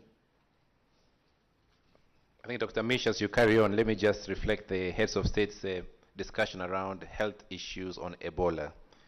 Your Excellencies, if you look at the World Bank, the United Nations, the Center for Disease Control, in the recent weeks they have warned around the current crisis in West Africa to devastate economies, growth in Africa and beyond. To what extent do you see this as a challenge to our economy in the growth aspect and also security? And are we as a region putting efforts together to address this concern? President Kenyatta. I think the first point that we need to recognize, and I think this has been the position that we have taken, not as just East Africa, but as Africa as a whole, is the recognition that this is not an African problem. This is a global problem that requires global effort.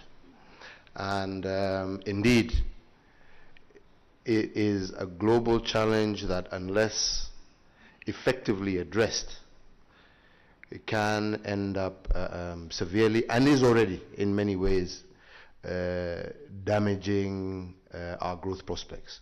Our airlines, you know, are currently suffering as a result of this Ebola crisis, with a lot of cancellations from potential tourists and such as a result of this crisis. This is something that we need to keep a very close eye on. We've seen flights to various destinations in West Africa, which were critical to some of our airlines, having to be withdrawn again as a result of this.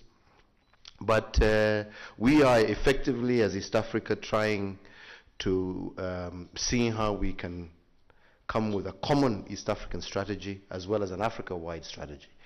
Our ministers of health met in mid-September, again trying to see how we can deal with it. As we sit here, they are currently meeting in Arusha, again deliberating on the same issue to see how we can get a common front to this. We are working through the African Union also to see how we can collaborate to help deal with and assist our brothers and sisters, especially in Guinea and Ivory Coast and Liberia, to see how we can be supportive. We have, for example, as Kenya, already have about 15 experts who have volunteered, and we're just 15 experts and about 40 already, which we see growing to about 100 health workers who have volunteered to participate and to go across to West Africa and support. We're just working out the modalities of how that can happen, because we recognize that as much as we will do everything that we can and work together and develop our own strategies to contain the virus from spreading or coming into East Africa, we must also be proactive. And like I said, given the fact that it's a global problem, all of us participate together to see how we can help those deeply affected countries deal with this crisis. It is something that we cannot brush away. Like I'm saying, already, as much as the virus has not touched East Africa, but its effects in terms of reduced tourism flows, in terms of, like I'm saying, flight cancellations and conferences that were planned with people who don't really know and can't distinguish between one country and another. We're all Africa, so you can't really distinguish. So it's already had an impact, and I think that there is need for us as East Africa. As I said, we're already working on that currently. As I said, we have had the meeting in Nairobi. We have the one that's ongoing now to develop common strategies to keep that virus at bay from the East African region. But we must also be more proactive, like I said, given the fact that it is an African problem, a global problem, to see how we can help our brothers and sisters also contain the virus in their own countries, and to see how we eliminate this, because otherwise it can indeed deeply affect our growth prospects going forward. Thank you, Your Excellency. Just I'll follow up a question before I go back to Mitch on to President Kagame, really on the issue of terrorism, extremism, and the risk that we see. And Rwanda has been participating for many years in sending out peacekeeping missions and troops to the international community. But how do you rate, President Kagame, EAC's commitment as a team to combat terrorism, particularly Al-Shabaab and extremism? Yeah, all these, whether the area talked about tragedy in West Africa of Ebola, which global and which we hope will be contained, so on and so forth, it all reminds us how interdependent and how interconnected the world is. One thing happens in West Africa in one country and then spreads across the continent, and it's soon a global problem. So in a way, you can see how really the whole world is connected, and therefore it requires a concerted response, working together, and so on and so forth. In the same way, with any kind of insecurity or terrorism, as we have seen it in the recent days, it's really, there are many things we may refuse to learn lessons from, many things that happen to us every day, but anyway, they will keep happening. The better for us if we can work together and build on lessons learned. When you look at the global situation, you would think the whole world is really in chaos. It's the Middle East, it's North Africa, you look at Libya and other places, you go to Mali, you have the Central African Republic, you have Al-Shabaab in Somalia and the East African region, so to speak. In a way, the effects are there. Anywhere you go to Asia, you find places, things happening, you go to whichever part of the world.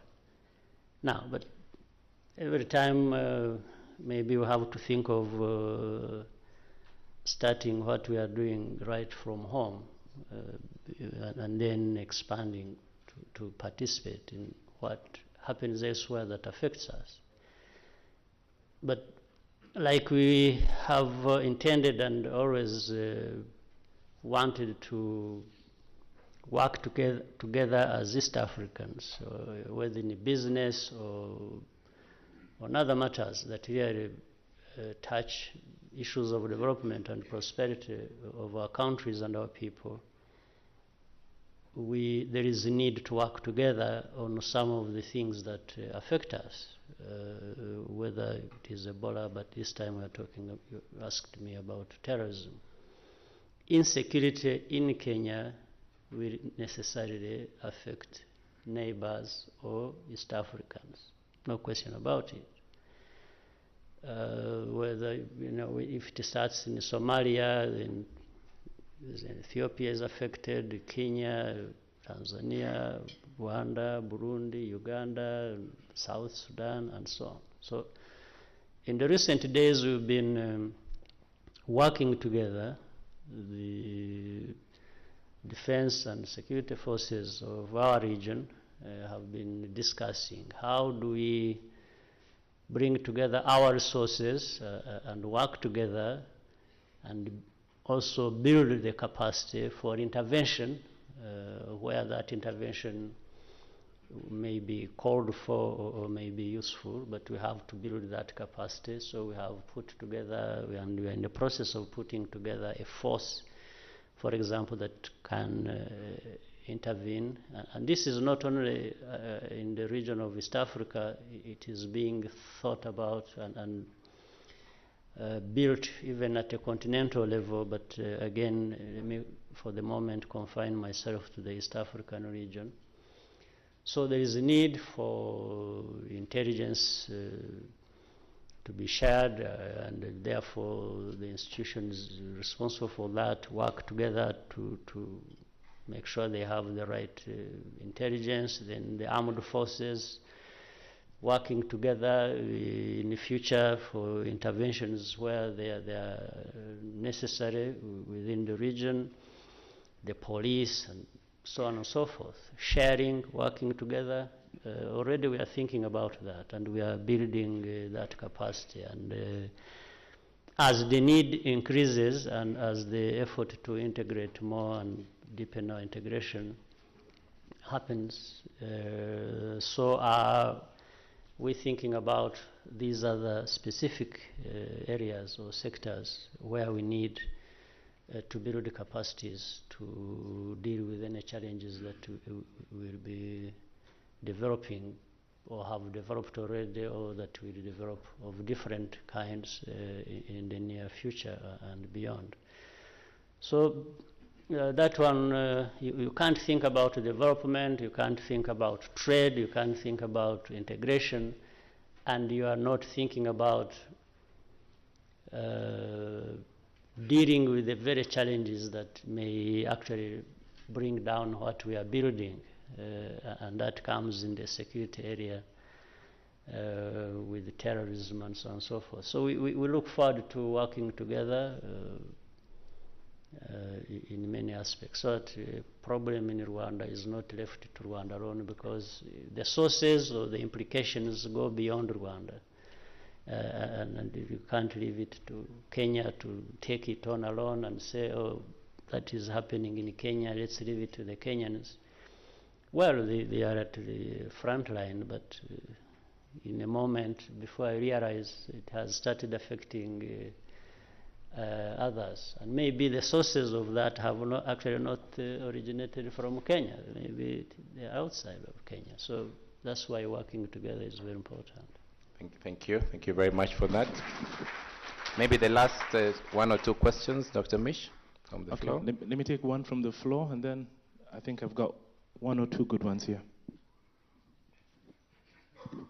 Well, thank you very much. My name is Betty Maina. I work for the Kenya Association of Manufacturers in Kenya. And I think first thing I'd like to say is that we're really grateful to be here, and thanks for the hospitality from Rwanda and the presence of our two presidents. I think on behalf of the entire business community, I'd like to say thank you very much for your leadership, especially in the recent conclusion of the economic partnership agreements. We know you are both monitoring it, and the exporters from East Africa are particularly grateful for your leadership.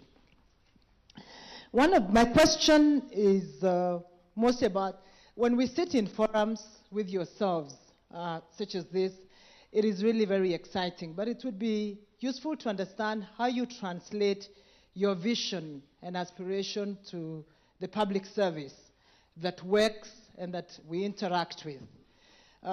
We've been talking a lot about integration in East Africa, but I'm sure when you meet in your summit in a few weeks' time, you will receive the report about a lot of the barriers and challenges to the decisions that you have made. And those non-tariff barriers that affect businesses a lot, whether it's a movement of persons, it's very challenging for us to understand what to do about it, because the decisions have been made by the leaders, and you will make more. But somehow, it doesn't get translated at the border. And we were asked a few years ago, I think in one of the summit meetings, and the minister answered and said, actually, we have decided as ministers, but the people at the border don't know. So what do you think, how can we work with you to improve the knowledge by the public servants who are implementing your vision to better align it. Thank you very much.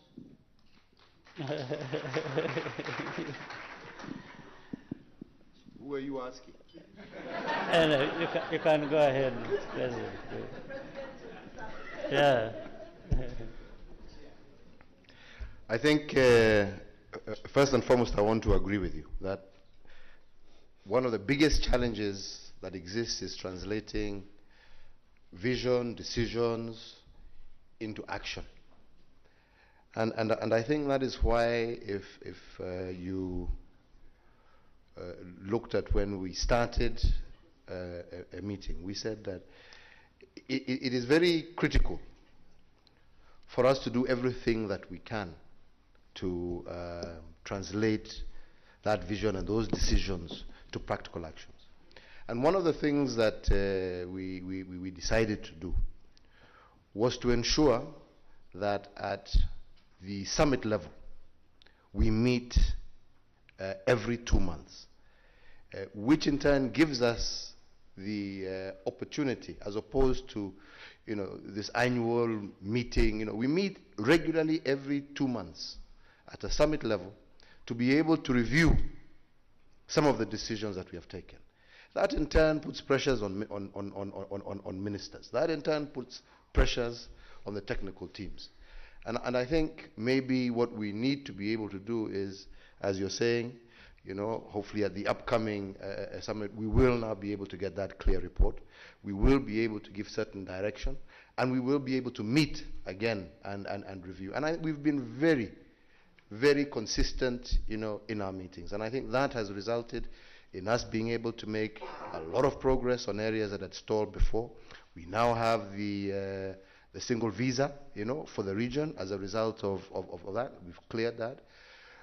We have improved greatly the flow and movement of goods from Mombasa all the way through to Kigali, again as a result of having those regular sessions. We may not be 100% there, but we are moving in the right direction. Yeah, we were in the process of launching, and it's already operational, as I'm sure you are, but we were supposed to have launched in Kampala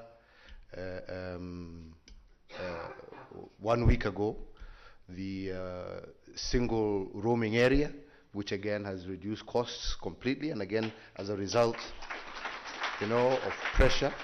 That launch officially was supposed to have been done at the last summit, but a certain lady was occupying my time, so my friends agreed to postpone the launch at least to our next meeting.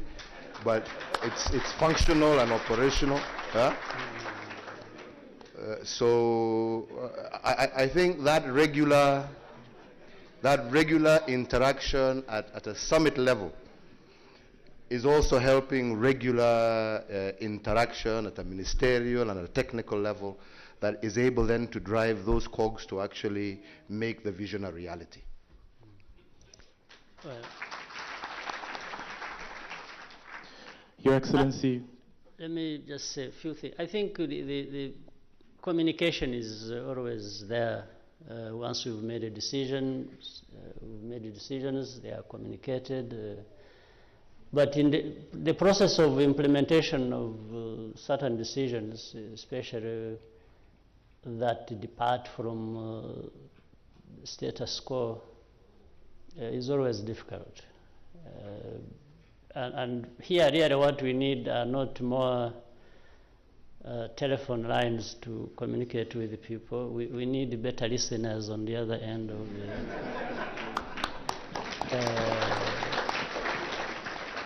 but at the same time, it's also the burden of leadership. And here I mean all of you here are leaders in your own right and in different fields. I think leaders or leadership involves sometimes doing uncomfortable things.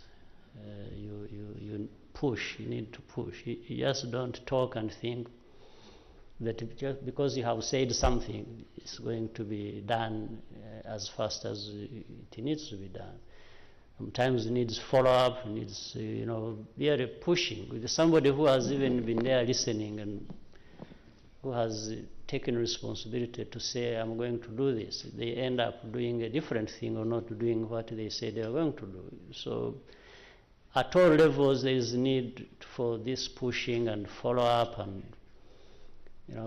that's what accountability is all about. I'll tell you an example. It's not so long ago. It's just 2 days ago here in Rwanda. I got information. I was, I think, here for some other function, and somebody whispered to me and said, President, there is something, there's a problem at the border with Uganda. There's a place called Katuna. People reach there and, these people line up for hours. And so I said, what's the problem? So somebody started telling me. So I asked my people here, I said, what's going on? Many of them told me they have not heard what was going on. And so I told the chief of police, I told the chief of immigration, I said, you go there, don't talk on phone. Go there physically and make sure you...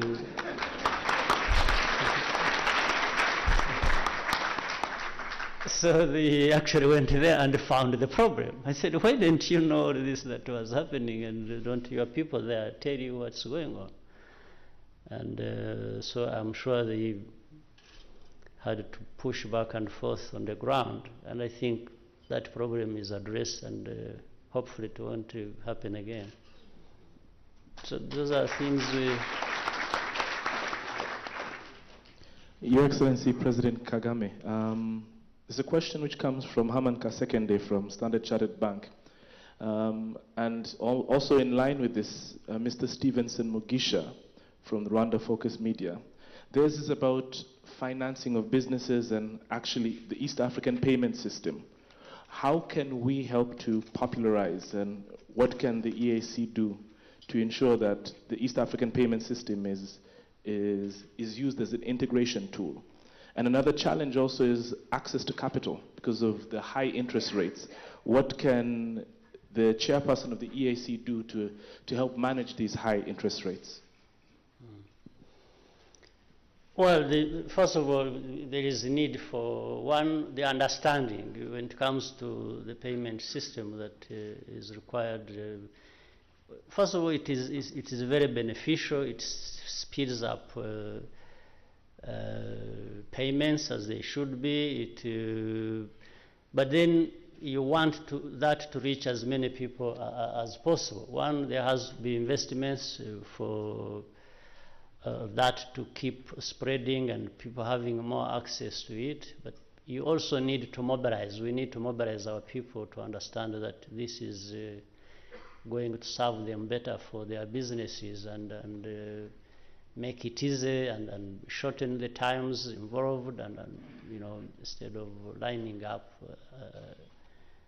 as usually is the case at different other centers. So I think really businesses, public institutions can help jointly to make more people understand this, and also invest so that using the payment systems is made easy, is accessible, is affordable, and it leads to actually more transactions taking place more easily than ever before. Thank you. Thank you very much. With regard to interest rates, I think this is a challenge that we do accept, the high level of interest rates. And I think, talking specifically Kenya, we are trying to see how we can tackle this problem, because one of the issues that is commonly cited is a lot of the administrative bottlenecks that exist that increase the cost of money. And these are issues that we are actively trying to deal with, to remove a lot of those administrative bottlenecks in terms of when it comes to land transfers and etc. for securities and all that. So that's one area that definitely we're working on. I think the other part is deepening our own capital markets so that there are alternative sources of funding available, not just necessarily, also always looking at banks as the only single source of borrowing. And I think thirdly, of course, is a recognition that as governments also, when we are in the market too heavily, we tend to crowd out the private sector, and that in itself contributes to increased costs. And we in Kenya are also now beginning to look at diversifying so that we can reduce the pressure on domestic borrowing by reaching out to such, our sovereign bonds. We've had a very successful, for example, Euro bond. We're looking at the Sukuk bond, so that we also ease the pressure in terms of domestic borrowing, which all can help sort of drive interest rates to a much more competitive level for private sector. Thank you very much. Your Excellencies, I've been informed that we only got time for 2 more questions. So what I've done is that I've abrogated. We've had, I think, 3 or 4 individuals. We have the Managing Director of ESCOM, Nokwanda Ngeni. I think there's a gentleman called Dr. Njenga from Strathmore, and Eric Kabera. The key issue here is that the latest research from the Inter-University Council of East Africa indicates that graduates from universities across the region, actually 50% of them usually come out and they're incompetent on the market. Key issue here is about what can we do in a particular way to build capacity. Is there some way that we can improve the standards of our tertiary institutions so that we can churn out high quality individuals who can be beneficial to the East African community?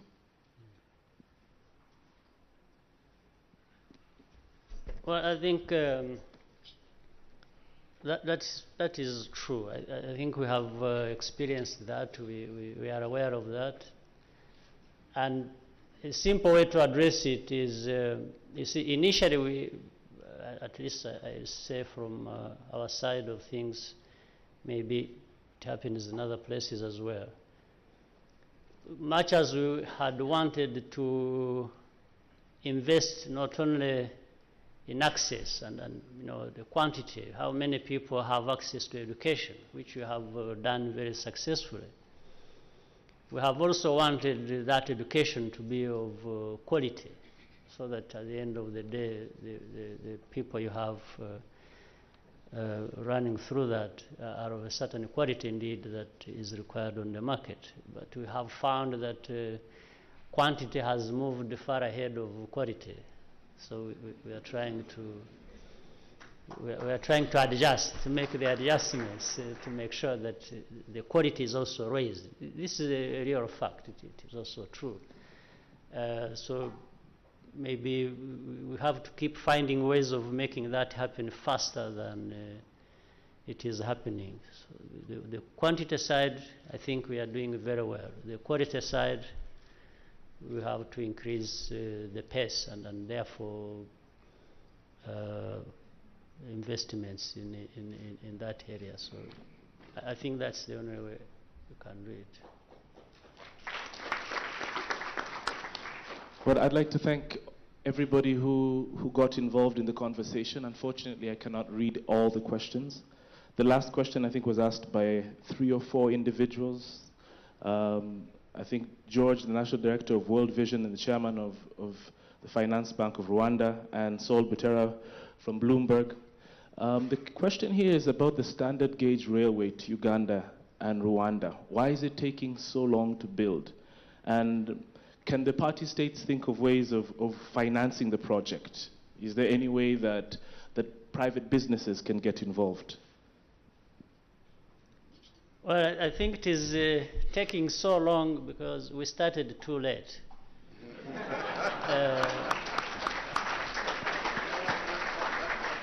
So I think many years were wasted. But recently we are trying to do our best to speed up this. And first of all, as East Africans, and we've been particularly focused on the Northern Corridor infrastructure area as part of the wider integration, working with Kenya, Uganda, and ourselves, Rwanda, and Others who may find it necessary to, be part of that project, the door remains open. And I think on the level of mobilization for funding, financing that railway, I think a decent job has been done. The three countries mainly, including South Sudan. We have already had conversations with the potential sources of finance to a great magnitude, meaning the size of financing that they have promised. We are talking, the Chinese have come in, we are talking with the Africa Development Bank, other institutions have been interested. I think we are making headways. Even some actually engineering companies that are involved in railways are already engaged. We have different partners, even from United States, that are also helping out in this.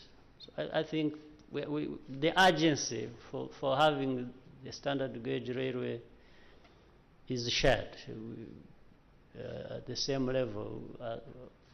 Leaders of these countries of East Africa and the very people who raised the question, they should remain assured that there is a sense of urgency shared for this to happen as soon as possible. Thank you very much, Your Excellencies. Joshua, I hand over to you. Thank you. Thank you. We try now to bring to a close the panel discussions. Perhaps request the heads of state to kind of make their summary comments. But let me just have the last question to President Uhuru Kenyatta, depending on energy. I think in terms of competitiveness, Your Excellency, I'm aware that you're launching a bigger project this week, a big contribution to our national grid in terms of power. Power is a major challenge for our large industrialists in the region. It's a race for competitiveness. And just want you to paint a picture about what is your bigger vision for 2020 and beyond in terms of energy for our region. Is there an effort for us to work together in EAC for joint power projects? President Kenyatta.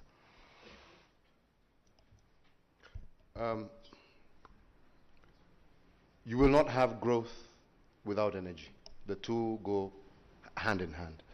And I think as a region, and as you've said, as Kenya, we have acknowledged that we need to be able to expand our energy capacity in order to be able to achieve the kind of growth rates that we expect in 2020 and beyond. And we are making big investments there.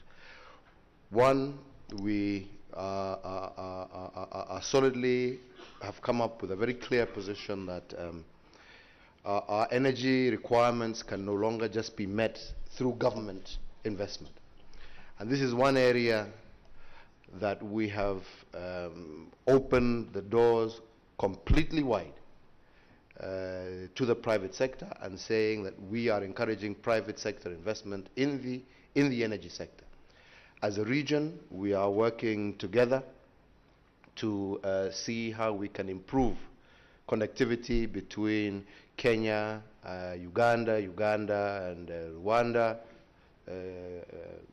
Tanzania, including South Sudan, partnering with Ethiopia to see how we can maximize our available energy and potential future energy sources and make it available, across the region at an affordable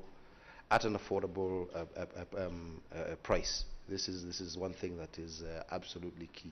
This is one single area where, like I'm saying, as far as Kenya is concerned, we see great potential for private sector involvement. We are just waiting to see, for example, some of the new gas finds that have been made. Once we establish reasonable quantities, our first priority, and we have said clearly, is not the export of that gas, but the use of that gas for powering power in Kenya, which would go a long way towards helping us reduce cost. The project, for example, that we hope to launch tomorrow, and the one that will follow through soon after, adding another 140 megawatts to the grid of much cheaper and much greener energy. I strongly believe that tomorrow we'll be in a very strong position to make some wonderful announcement that in terms of power, reduction in power cost totally to Kenyan industry and to Kenyan consumers. So I think in closing, all I'd like to say is that this is one area where I think there is great potential for both growth and potential investment from the private sector, in an area that I would encourage them to continue looking at. Let me say it is not just to the Kenyan investors. We are working to make sure you can tap into that as well. Thank you very much, President Uhuru Kenyatta. I will also request that President Kagame give some closing comments. I think we've had an excellent conversation today about the partnership, and I see you as two leaders who are truly 21st century collaborators. It doesn't happen all the time. And we as troops and captains of industry, our role is to support the vision that you've set, and therefore Lisa, our industry captain, will come later to give a vote of thanks. But let me hand over to President Kagame to give his closing remarks before Lisa comes in to give us a vote of thanks. President, please. Well, thank you. Let me simply say this. The fact that we still have a lot of challenges ahead of us, and we really need to confront them as we should. This should not blind all of us to the fact of the progress that has also been made, not only in Rwanda, but mainly and even more importantly in the whole of East African community. So we've made good progress. There are still many challenges ahead, and we are not yet where we want to be, and we want to be there as fast as possible, and through collaboration, not only among the East African partner states, but also between the states, the public sectors and the private sectors. There is a need to strengthen those partnerships, and I think it's a question of how we direct our resources, the right policies we put in place, and we should be able really to make even more and faster progress in the years ahead. So, and I wanted to thank everyone for their participation and contribution, and look forward to better times ahead. Thank you very much, Your Excellency. Let me now invite Industry Captain Lisa to come and give a vote of thanks, and we'll close our session. Let's appreciate Lisa as she comes.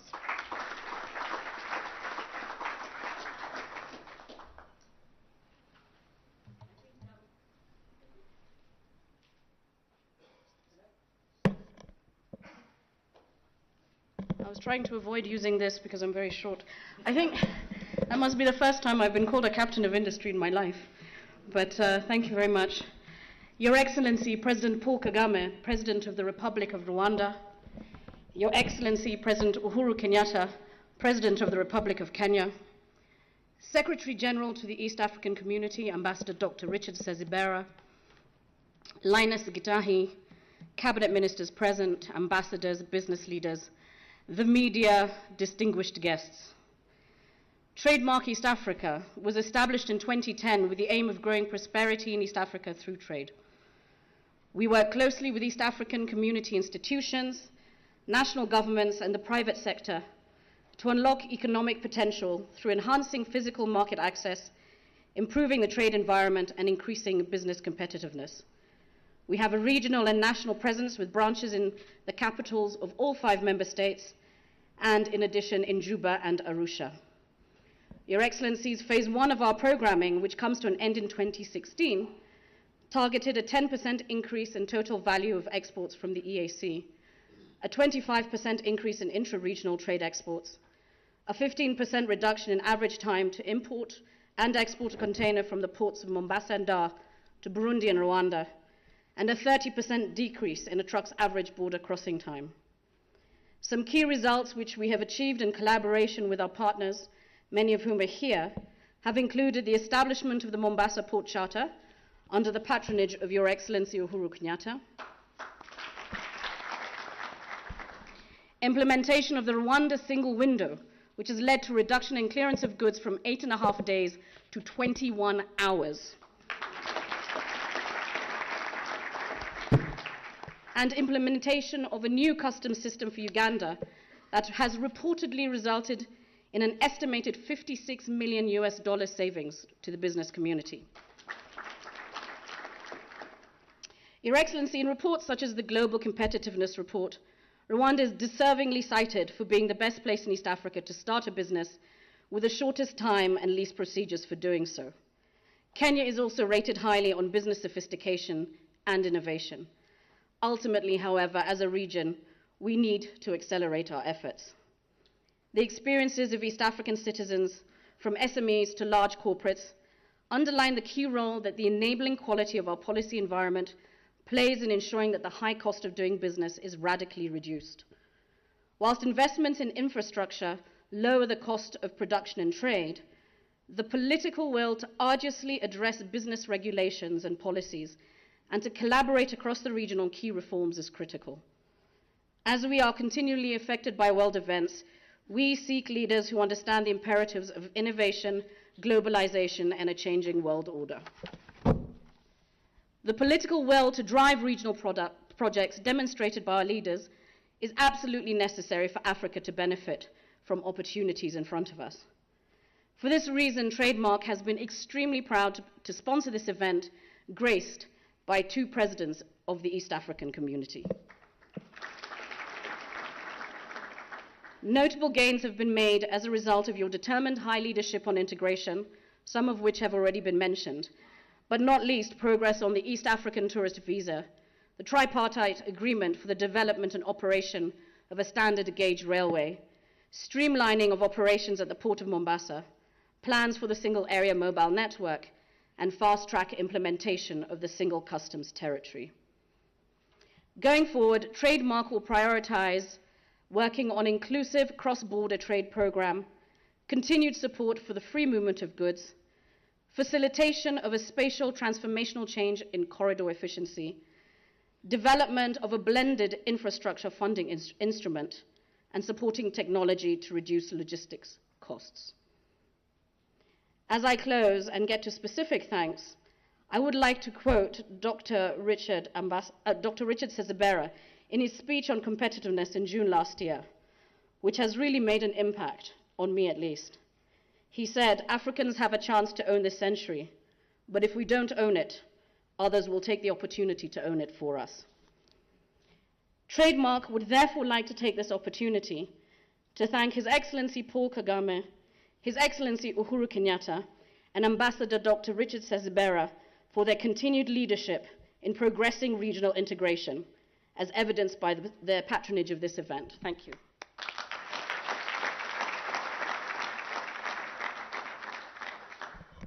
I've also been reminded to acknowledge for their significant facilitation of this event, and very proudly, our 2 Lady Ministers for Foreign Affairs, Honorable Louise Mushikiwabo and Honorable Amina Mohammed.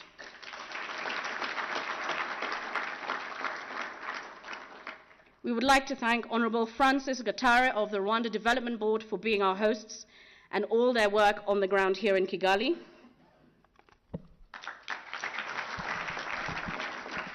And I have been asked to recognize a Rosa Whitaker of the Whitaker Group, who was the former USA Assistant Secretary of Commerce and is the guest from the furthest place and who has a commitment to Africa.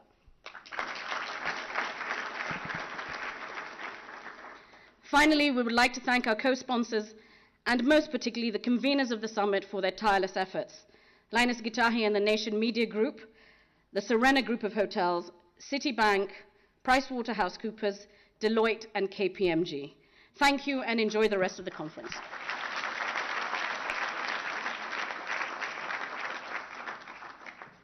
Ladies and gentlemen, we'd like to thank the Group CEO of KCB, Joshua Oigara, for doing a fantastic job.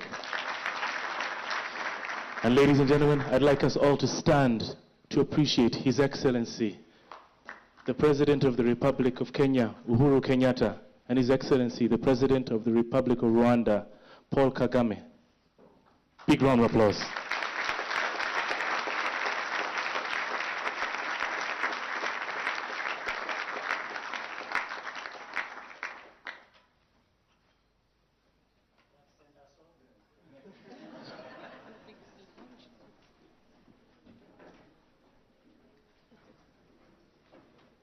Ladies and gentlemen, let's give them a huge round of applause.